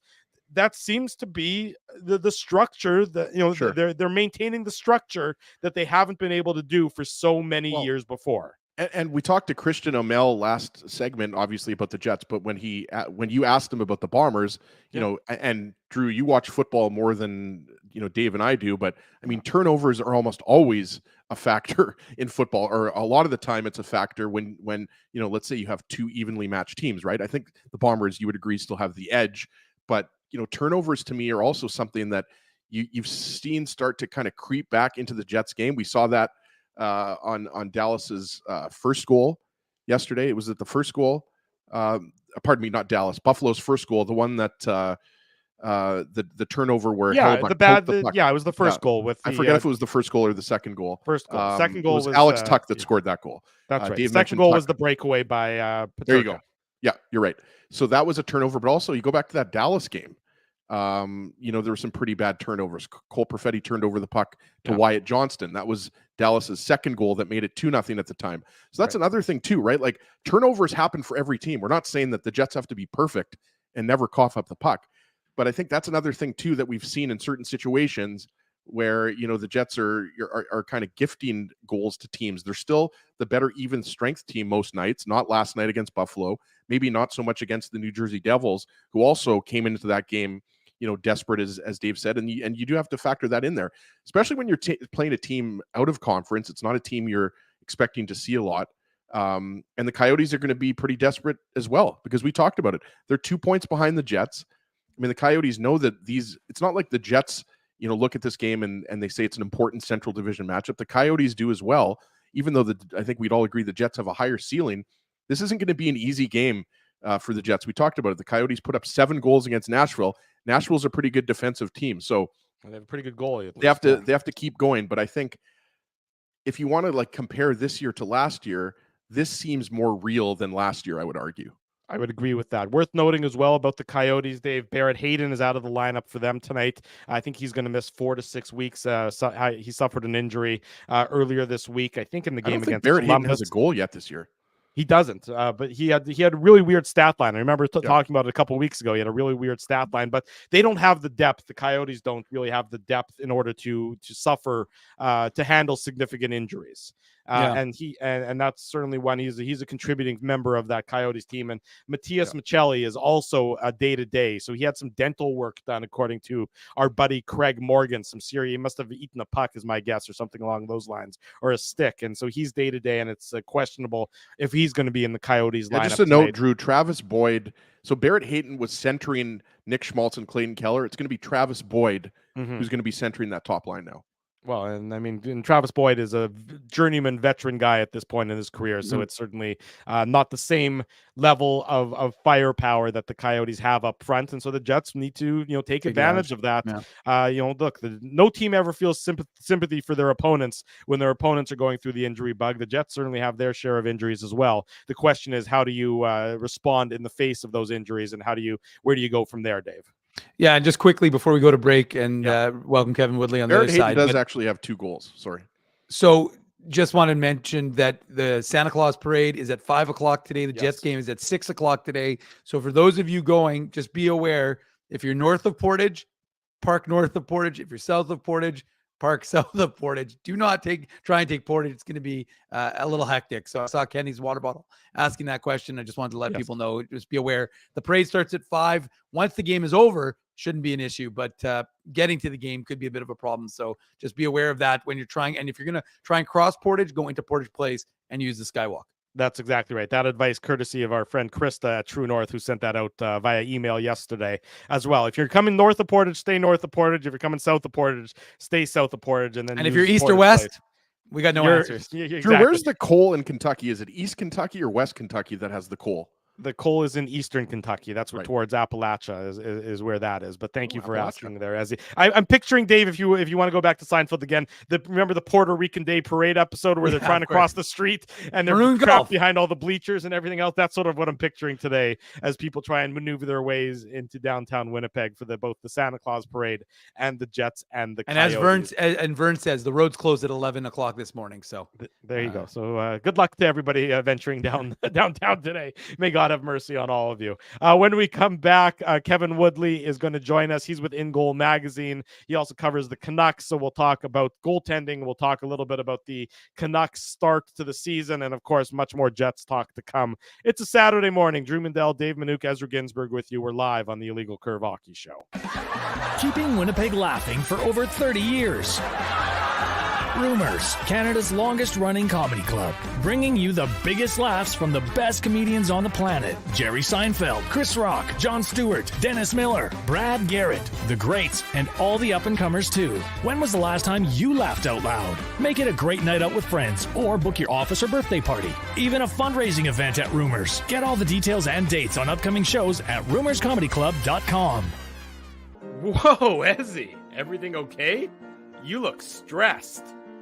Of course I'm stressed. We're moving, the house is upside down, the kids failed miserably at packing the fine china, and my life is in chaos. Chaos!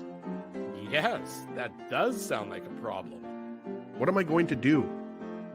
Ezzy, relax. Rolly's Transfer Moving and Storage is the answer. With 60 years of experience in moving Manitobans and a track record of exemplary customer service, one call to Rolly's and your stress is gone. No job is too big or too small. Just visit Rollies.com and they will take it from there. Thanks, Dave, and thank you, Rollies Transfer Moving and Storage, online at Rollies.com. Hey, Drew. Ezzy, whoa, what a smile! Yeah, I got my crowns done at Linden Market Dental Center, and they whiten my teeth. I see. They're so bright that every time I smile, they go, "We have hockey tonight. Do you have a mouth guard to protect those pearly whites?" "I sure do." Whoa, they even ting through the mouth guard. Linden Market Dental Center covers all your dental needs, from restorative to cosmetic dentistry, and will fit you with a sports guard for that active lifestyle. 877 Waverly. See lindenmarketdental.com. Boston Pizza harnessed Betalytics to test if the game is better at home or at Boston Pizza. The results are irrefutable. Catch the game at Boston Pizza, powered by Betalytics. So you're a pizza person, you married a wing person, but somehow your kids are salad people. You can't pick your fam, but you can pick your BP meal deal, starting from $18.99 for takeout or delivery at bostonpizza.com. We did it again! You're on fire, man. There's power in a handshake. After a great game or great deal, it shows professionalism and respect. Two qualities Zappia Group Realty take pride in. You don't build a business where 95% of your clients are referred by others without honesty, integrity, and total dedication to client satisfaction. To sell your home for more in less time, shake hands with Frank and Mauro Zappia of Zappia Group Realty. Get started at zappiagroup.com. Are you dreaming of your very own backyard rink this winter, but dreading the work involved? Well, stress no longer, because the Rink Guys are here to make it happen. The Rink Guys are Winnipeg's first outdoor skating rink installation and rink maintenance service. The Rink Guys offer free site evaluations and different rink construction options. Plus, they use a custom-sized liner to prevent any damage to your lawn. Lighting packages are also available to help illuminate your rink during those long, dark winter nights.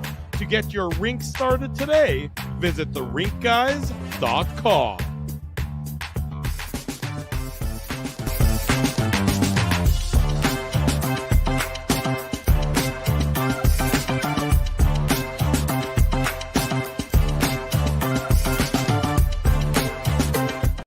Welcome back to the Illegal Curve Hockey Show. Drew Mandel, Dave Minuk, Ezra Ginsburg with you on this Saturday morning. The Jets and the Coyotes later on this afternoon, this evening, and then post-game right around 8:45 p.m. We're thrilled to welcome to the program from NHL.com, from In Goal Magazine, our good friend Kevin Woodley joins us on the program. Kevin, good morning. Thanks so much for joining us. How are things on the left coast? Hey, I mean, after a decade of misery, they're pretty good out here right now for a change. Right on. Decade of misery. Is that the slogan? I'm not sure if that's going on the slogan or not. But no, I don't think they hang that one in the locker. That's not one of Rick Tockett's 4 pillars that he posts on the locker room walls. Yeah, that's a good one. I like it anyways. I might steal it if you don't mind. You mentioned that things are going pretty well after the decade of misery, and we'll touch on the Canucks as well, throughout the course of this interview. I guess, maybe we'll start there. I mean, everyone keeps saying that it's going to regress. The PDO can't stay where it is, and that's all probably true. But do the Canucks care? Because at this point in time, the points are still in the bank. It's not like the points get reduced when the PDO regresses. Yeah, no, exactly. And there's a lot of these games early in the season that they're winning 5-2, 6-2, lopsided scores. That's how you get to lead the league in goal differential last time I checked. Mm-hmm. So, when it regresses, can you still win those ones 2-1, 3-2 tight games? I guess we'll wait and see. But the reality is the structure is just so much better. The buy-in defensively, backtracking, things that are commonplace in Winnipeg and have been for years actually happen here now on the defensive end. It's not just about, they've made personnel changes on defense that have, provided significant upgrades, although we'll see how they do now without Carson Soucy for the next 6 to 8 weeks. Not that he's playing on a third pair. He was on the second unit penalty kill. He wasn't, a leading cog, but he was a big part of improving the balance on the back end after you get past that. Excuse me, guys. After you get past that first pairing with Hughes and Hronek. So, yes, this is not sustainable. I don't even know what the PDO is today.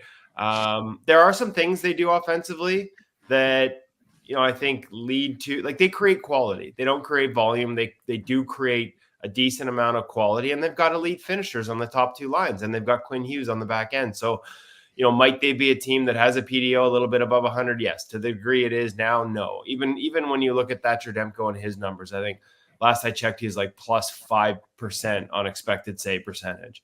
And like the best season we've seen in the last 10 years is probably Igor Shesterkin, and he was around +3. So as good as we know he is, as much as they've improved defensively to give him a more predictable structure in front of him and kept it on one half of the ice more often than not, so he's not getting extended and sprawling like he used to have to do 5, 6, 7 times a night behind this team, it's still going to come down. History just tells us that's the case. The question is whether they can continue to keep winning. And as you said, I think they've got enough points in the bank that, probably a little bit sub 500 gets it done. Like math is not my strong suit. I haven't done it, but they're in good shape, right? Like making the playoffs was the goal this year. And they're showing like that's a strong likelihood. And the question now is, can you continue to build on some of those elements I talked about so that when you get there, you at least have a chance to be a tough out? Right, exactly. I agree with what you said there. The start that they've had allows them, to have a blip on the radar, right? Like it allows them to lose some games and still be comfortably in a playoff spot. And I think for a team that didn't have the highest expectations, Edmonton Oilers, that helps. And the Oilers will push, obviously, but I think you're right. I mean, the Canucks, regardless of if the PDO stays around where it is at now, I think, you would agree that they've been one of the most surprising teams. Kevin, I want to ask you about Thatcher Demko. I texted you, earlier this week, and I think that, nobody is surprised. I mean, Demko has been a fantastic goaltender since before he came into the NHL. What are you seeing from someone who analyzes goaltenders? And you're right. I mean, his goal save above expected, his save percentage are phenomenal right now. But what are you seeing from him? Because I think you'd agree, like Demko has his mechanics and everything like that. He's always been a fantastic goalie, but it seems like, dare I say, he has elevated his game to a higher level this year. Well, I mean, compared to last year, yeah, because last year was tough, right? Like, and cough, cough, Oilers, right? Like a lot of focus on goaltending there. But I think the part that gets missed, like Demko had a tough season last year, came back after the injury and finished strong. And I think a lot of people associate his early season struggles strictly with injuries, and that must have been what slowed him down. But out of the gate, he was fine physically. And the reality is, the year before under Boudreau, they were a bottom 3rd team in the NHL defensively.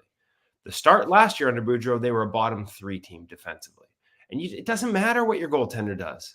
Like, it just doesn't matter. Pucks are going in when that's the level of defensive play you've gotten.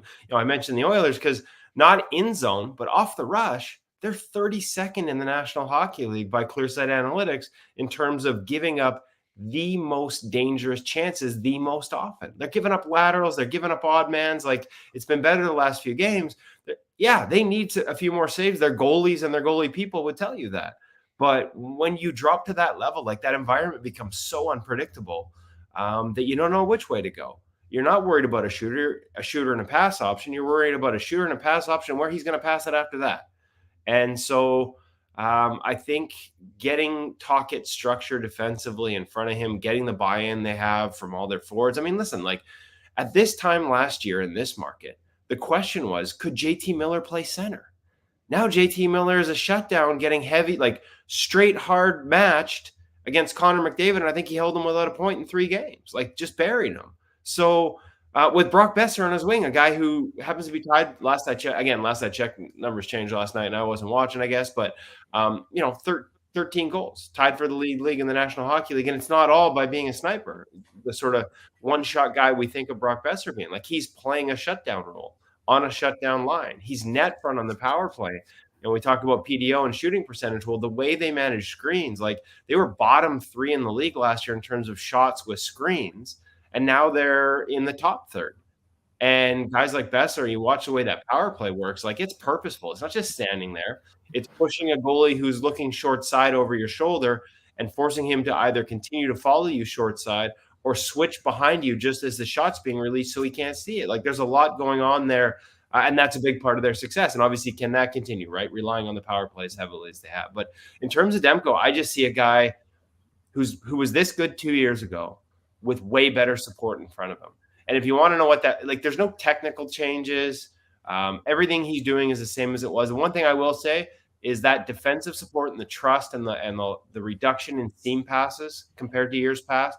Watch where he gets to on the ice. He's getting to the top of his crease more often, whereas he used to, push off the post on a low high play. He's maybe 2/3 depth. And obviously everything is read based. Each play is individual, but I see him getting to the top of his crease more often than he did in the past.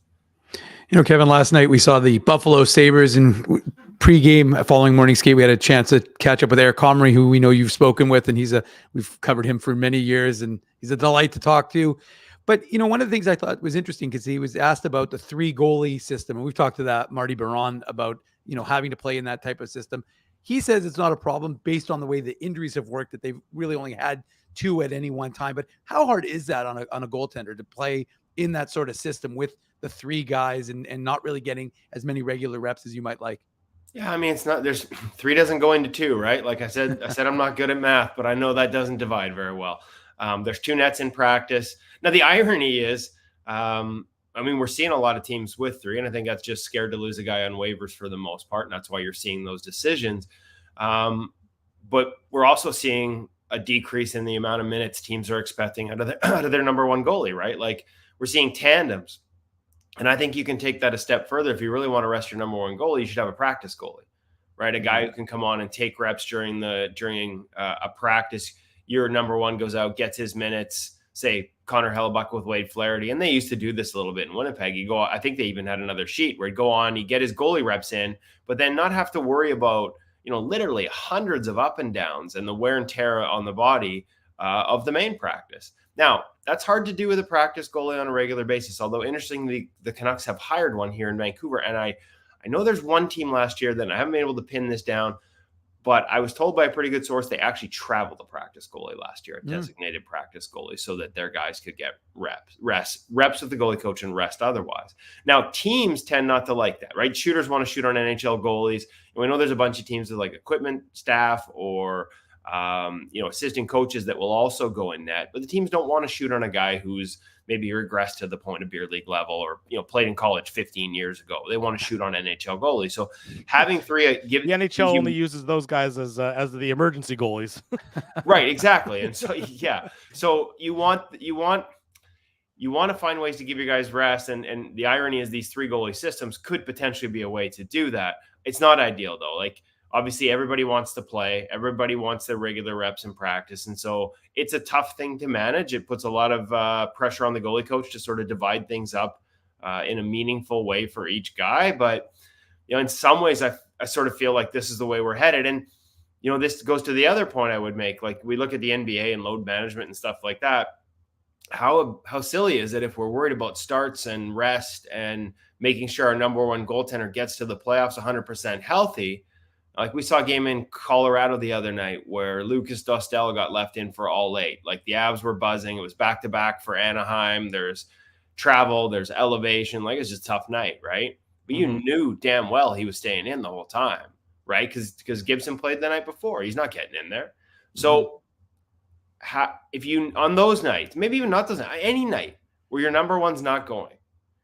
And I've had some people say, hey, like sometimes you need to switch. And if it's not back-to-backs, you are putting him in because margin for error and everything, and your backup has a tough night. But there's a lot of nights where he's not going in and you got him sitting on the bench. Well, it's not just sitting on the bench. It's doing his mental visualization warm-ups. It's getting his body ready to play. It's going through the pregame routine.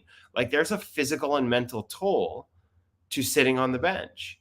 And so at least when you have a 3 goalie system, I guess the irony is if you have a 3-goalie system, you probably don't have a workhorse, but at least you're able to rotate that round a little bit. So you're not wasting energy on a guy who's not going to play that night because he's sitting on the bench and he had to do his 45 minutes of warm up and his eye drills and his mindset drills and all those different things that come with a burden in terms of energy systems and levels and ultimately drain you a little bit more in terms of what you have left at the end of the year. Kevin Woodley, our guest here on the Illegal Curve Hockey Show. Kevin covers the Canucks for NHL.com. He covers goaltending for In Goal Magazine. Kevin, here in Winnipeg, Back to the Future with the tandem of Hellebuyck and Brossoit. We all expect Hellebuyck his numbers to revert back to where they usually are, and he had a great showing last night against the Buffalo Sabres, really backstopping the Jets to a victory. Laurent Brossoit, though, he's only played 3 games so far, but struggled in those 3 games. .872 save percentage, 3.25 goals against average.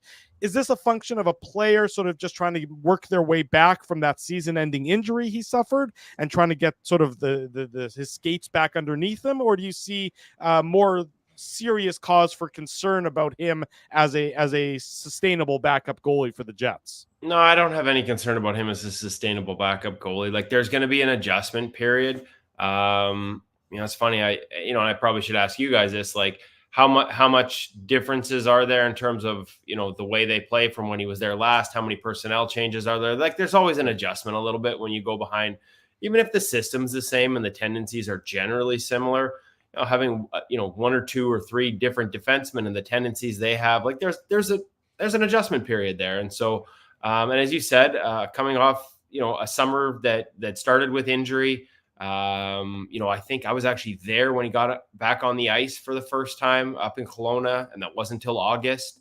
So, there's probably a little bit, I don't say training wheels, but there's a little bit early in the season with him. And, we know what he is. We know how good he can be.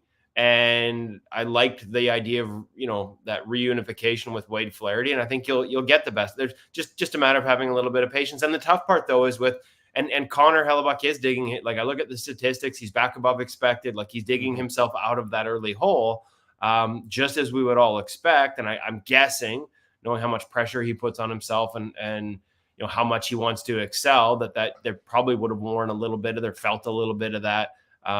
You can't try harder in goaltending, but you get that contract and you feel like you need to do more. The numbers back up what you're saying in the eye test with him. The problem is you want to get him back up and going. He's a guy that loves to play a lot. It's tougher to find those spots for Laurent Brossoit. And that makes the challenge, mentally so much as physically, like all the work he'll do in practice to get ready for his next start. When things don't go well out of the gate, you can add a little pressure to yourself. You can start to press a little bit, and that's never been his game. And so, that's Wade's job right now, is to make sure when he does get back in there, he doesn't feel like he has to press or have to do too much and lets the play come to him. It's the easiest thing to say, and oftentimes the hardest thing to do as a goaltender, not to try too hard, to just sit back, be patient, let the play come to you. That next shot mentality, to not worry about the past, not worry about the project into the future, stay in the moment. It's all these things that are so easy to say as goalies, and yet when things don't go well, they get harder and harder to do on the ice. And Kevin, we should mention again that Laurent Brossoit will get the start tonight versus the Coyotes. Hellebuyck obviously played last night versus Buffalo. I'm not sure if you saw that, or for those people who are just joining us now, LB will get the start versus the Coyotes. And I texted this to you as well, Kevin. Like, I wanted to ask you about the expected 2025 World Cup of Hockey, and it brought up a very interesting debate on the Illegal Curve Hockey Show about who the goaltenders would be for Team Canada and who the goaltenders will be for Team USA. And I think you would agree it's a lot clearer who the goaltenders, at least 2 of the goaltenders, will be for Team USA, right? Hellebuyck, Ottinger, Demko. Jeremy Swayman, I'm not sure, how close, he would be. And that's why I want to ask you about kind of who you would expect to be the starting goaltenders for the U.S. and Canada. Canada, I told Dave kind of like my list, and I realized my list really means nothing. But I think Aiden Hill has to be on that list. And are Carter Hart and Jordan Binnington not also, the front runners? I'm not sure. I think you maybe have to throw in Darcy Kemper in there. But I guess, who do you think right now are the top? I'm putting you on the spot, but who are the top 3 goaltenders for each country? And also, kind of, what does it say about the state of goaltending when, to me, at least, clearly the U.S. has a big advantage in goal right now at that level. Yeah, no, I mean, the Americans have been doing a great job with they call it their 51 and 30 program, the goal of the program, their goalie coaching program, which brings in, coaches and elite level goalies every summer and gets them together, sort of like a think tank thing, and make sure the young guys have mentors in the established guys, and make sure that coaches are progressing and they've got more coaching at the youth level. Like, they've done a really nice job with that program. And of course, 51 and 30, for those that have never heard it, means the goal of the program is to have 51% of the minutes played in the National Hockey League with an American flag next to them. Like, American goalies playing 51%. It's an ambitious goal of NHL minutes by the year 2030. And man, when I look at the top of the list in terms of goals saved above expected, even got the old timer in there and Jonathan Quick, who's nice bounce back with the Rangers that I didn't see coming, frankly. I thought that was a decision based on his numbers the past couple of years that might hurt the Rangers. But he's playing controlled and contained and within the edges of his crease, like rarely past heels out, and he looks great. You mentioned Demko. Charlie Lindgren's got a plus 5.7 adjusted save percentage right now. Jeremy Swayman, obviously Connor Hellebuck, Jake Ottinger. Like, there's no shortage of good choices for the Americans right now. And you're right, it gets a little tougher. Binnington's on my list. I'd be curious to see what the brain trust, that's the other thing, right? It's 2023 and that's in 2025. Sure. And a lot can change. Like, who would have had Jeremy Swayman, coming almost straight out of college and into the NHL and having this success and being on that radar this quickly a couple of years ago. And so a lot can change in a couple of years, but on the Canadian side, yeah, it's a little tougher, right? Like, there's not as many guys at the top of that list. And the one guy who there's been consistency issues, but he plays behind a team that gives up so much and yet consistently, well, I shouldn't say consistently because there have been swings, but he's back up there right now and he's had long stretches where he's been well above expected save percentage, is Binnington. And I'd be curious to see what the brain trust thinks about, some of the other elements that come with Jordan as your goalie, especially on an international stage. We've sort of seen the near fights and things like that. I think you'd expect him to maybe rein that in. Aiden Hill was exceptional in the playoffs and in the right structure and right system where his system of play, that inside out, Benoit Allaire, Sean Burke mentality works.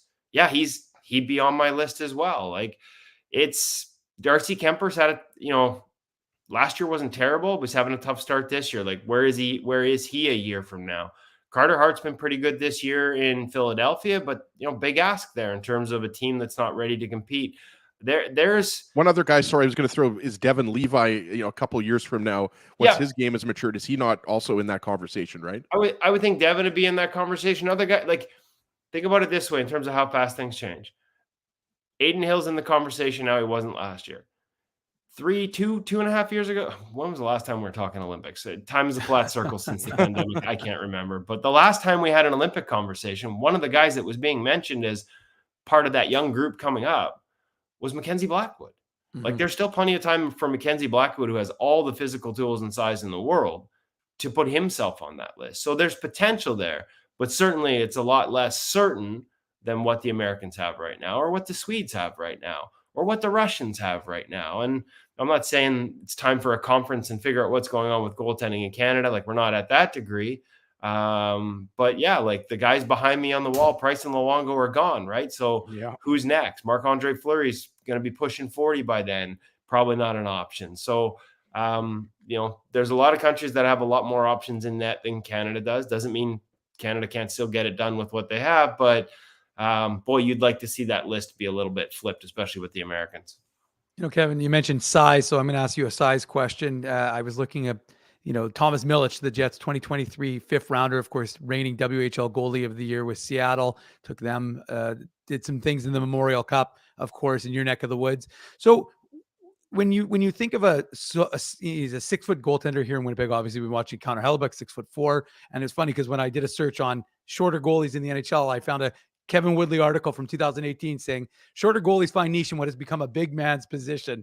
So how hard is it for a guy who is, 6 feet to be able to get that level? We saw, again, Milic went down to the ECHL, started with Norfolk, picked up his first shutout, was player of the week, went to the AHL, got his first win last night in Belleville. He's definitely a battler, but what does a goalie like that have to do to get to that next level to become an NHL regular?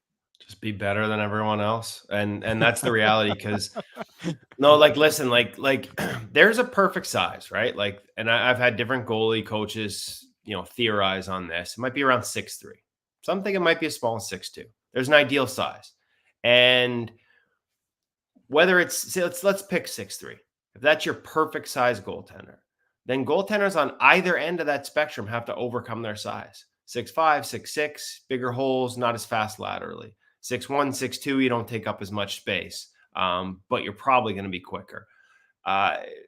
Footwork, edge control, watch UC Saros play, and again, a little bit of a struggle this season, but for the last 2 years, he's been one of the best goalies in the National Hockey League. Frankly, it's absurd he wasn't a Vezina Trophy finalist last year. He is the only one whose numbers came anywhere near.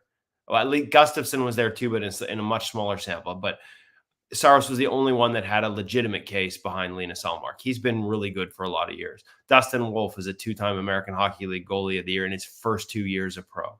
The game is incredibly quick east-west. Teams are creating dynamic lateral offense. You have to be able to skate in today's game. And so, yeah, 6'3", if you can skate in your 6'3", that's better than being 6 foot and skate. But it's all about movement, movement, crease presence, edge control, the ability to get around that crease, get set, get square before the shot. And yeah, you have to have battle and you have to have all those other elements, regardless of what size goaltender you are. But you can succeed at that height. It's just harder because even though there might be an ideal size and there's challenges on either side of that spectrum, the kid who's 6'6" is going to get every opportunity for his size to fail. And the kid who's 6 foot is going to get a lot fewer. Like, his failures will be seen differently and he will not get as many opportunities. It's too bad because, look at, it's only in last couple of years that we had like a Vezina Trophy. Like, you had to go back to Dryden to find a Vezina Trophy winner above 6'4" until the last 3 or 4 years. Same with a cup winner up until Vasilevsky and now Aiden Hill, right? Like, we obsess with it. Obviously, it's better to fill more space, but smaller goalies can succeed in part because they have such little margin for error coming up through the ranks. They skate better, they move better. And that's increasingly becoming what you need out of a goaltender at the NHL level. So I think the window's open. It's just a matter of, Thomas Milic is a guy who some teams won't even look at because of his size. And good for the Jets for looking past that. Now it's up to him to prove that they were right.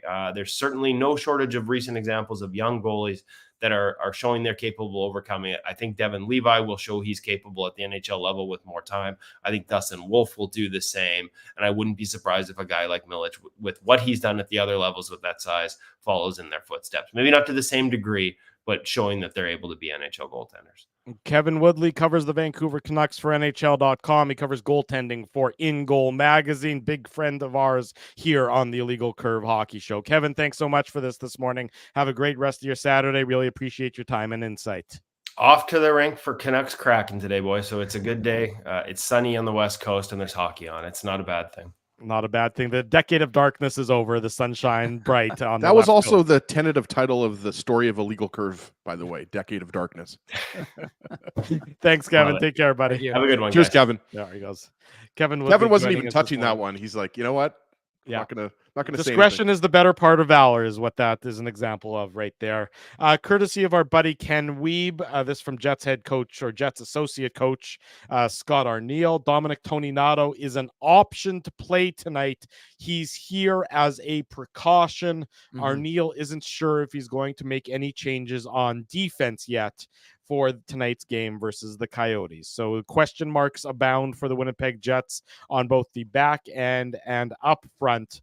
But we know that Laurent Brossoit will get the start against Karel Vejmelka, and game time is shortly after 6 p.m. with the postgame show coming your way at 8:45. We also don't know who's going to be joining Dave M. Maybe nobody. Maybe it's the Dave Minuk experience tonight. I might just skip it. It's just going to be a blank screen. That's just it. There's no post game, something like that. We'll just see. But somebody will be here at 8:45 to talk about the Jets and the Coyotes. That'll happen later on tonight, and we look forward to all of you joining us back here for that. Other news coming out of Boston: Milan Lucic was arrested earlier today for a domestic incident. He's taking a leave of absence from the Boston Bruins, an indefinite leave of absence. following his arrest earlier today. So obviously we hope that situation gets resolved and Milan Lucic gets whatever sort of help he needs if he's in need of some help. We obviously don't want that situation to continue to escalate along those lines. I think we have a couple of co-hosts now, Drew. Spency and Kenny's Water Bottle. There you go. I think it's a great show. I can't see any problems with that idea whatsoever. I think it's going to be smooth sailing if that's by the way, it will be coming to you live from the hot tub. There you go. Live from the hot tub. It's the Manuk, Spency, and Water Bottle show. What a beautiful show that'll be. Big thanks to all of our sponsors. Rumors Restaurant and Comedy Club, Linden Market Dental Center, Zappia Group Realty, Betway, Farmery Beer, home of Illegal Curve Lager, Tough Duck, Boston Pizza, Seagram's, Rolly's Transfer, and of course the Rink Guys support these fine businesses because of their continued support of Illegal Curve Hockey. Big thanks to all of you for joining us this morning on the Illegal Curve Hockey Show. Yes, as Bailey's mom Amy says, please have a safe weekend. Please don't drink/smoke and drive. Absolutely right. No excuse for doing that ever. A phone, you can save a life by making a phone call or calling a ride for a ride, a cab or an Uber, whatever it might be. Be safe out there, folks. We know it's going to be a fun weekend. Go Bombers tomorrow night, the Grey Cup. We know we're cheering them on as he's made his prediction. God help us all if that comes true. But enjoy the weather until the post-game show, until the Jets game. It's +6 out today. So get outside, get outside, enjoy your day, whatever you got planned. We'll be back later on tonight for the Illegal Curve post-game show. For Dave Manuk, for Ezra Ginsburg, I'm your host, Drew Mindell. If it's Saturday, it's the Illegal Curve Hockey Show. Thanks, everyone, for joining us.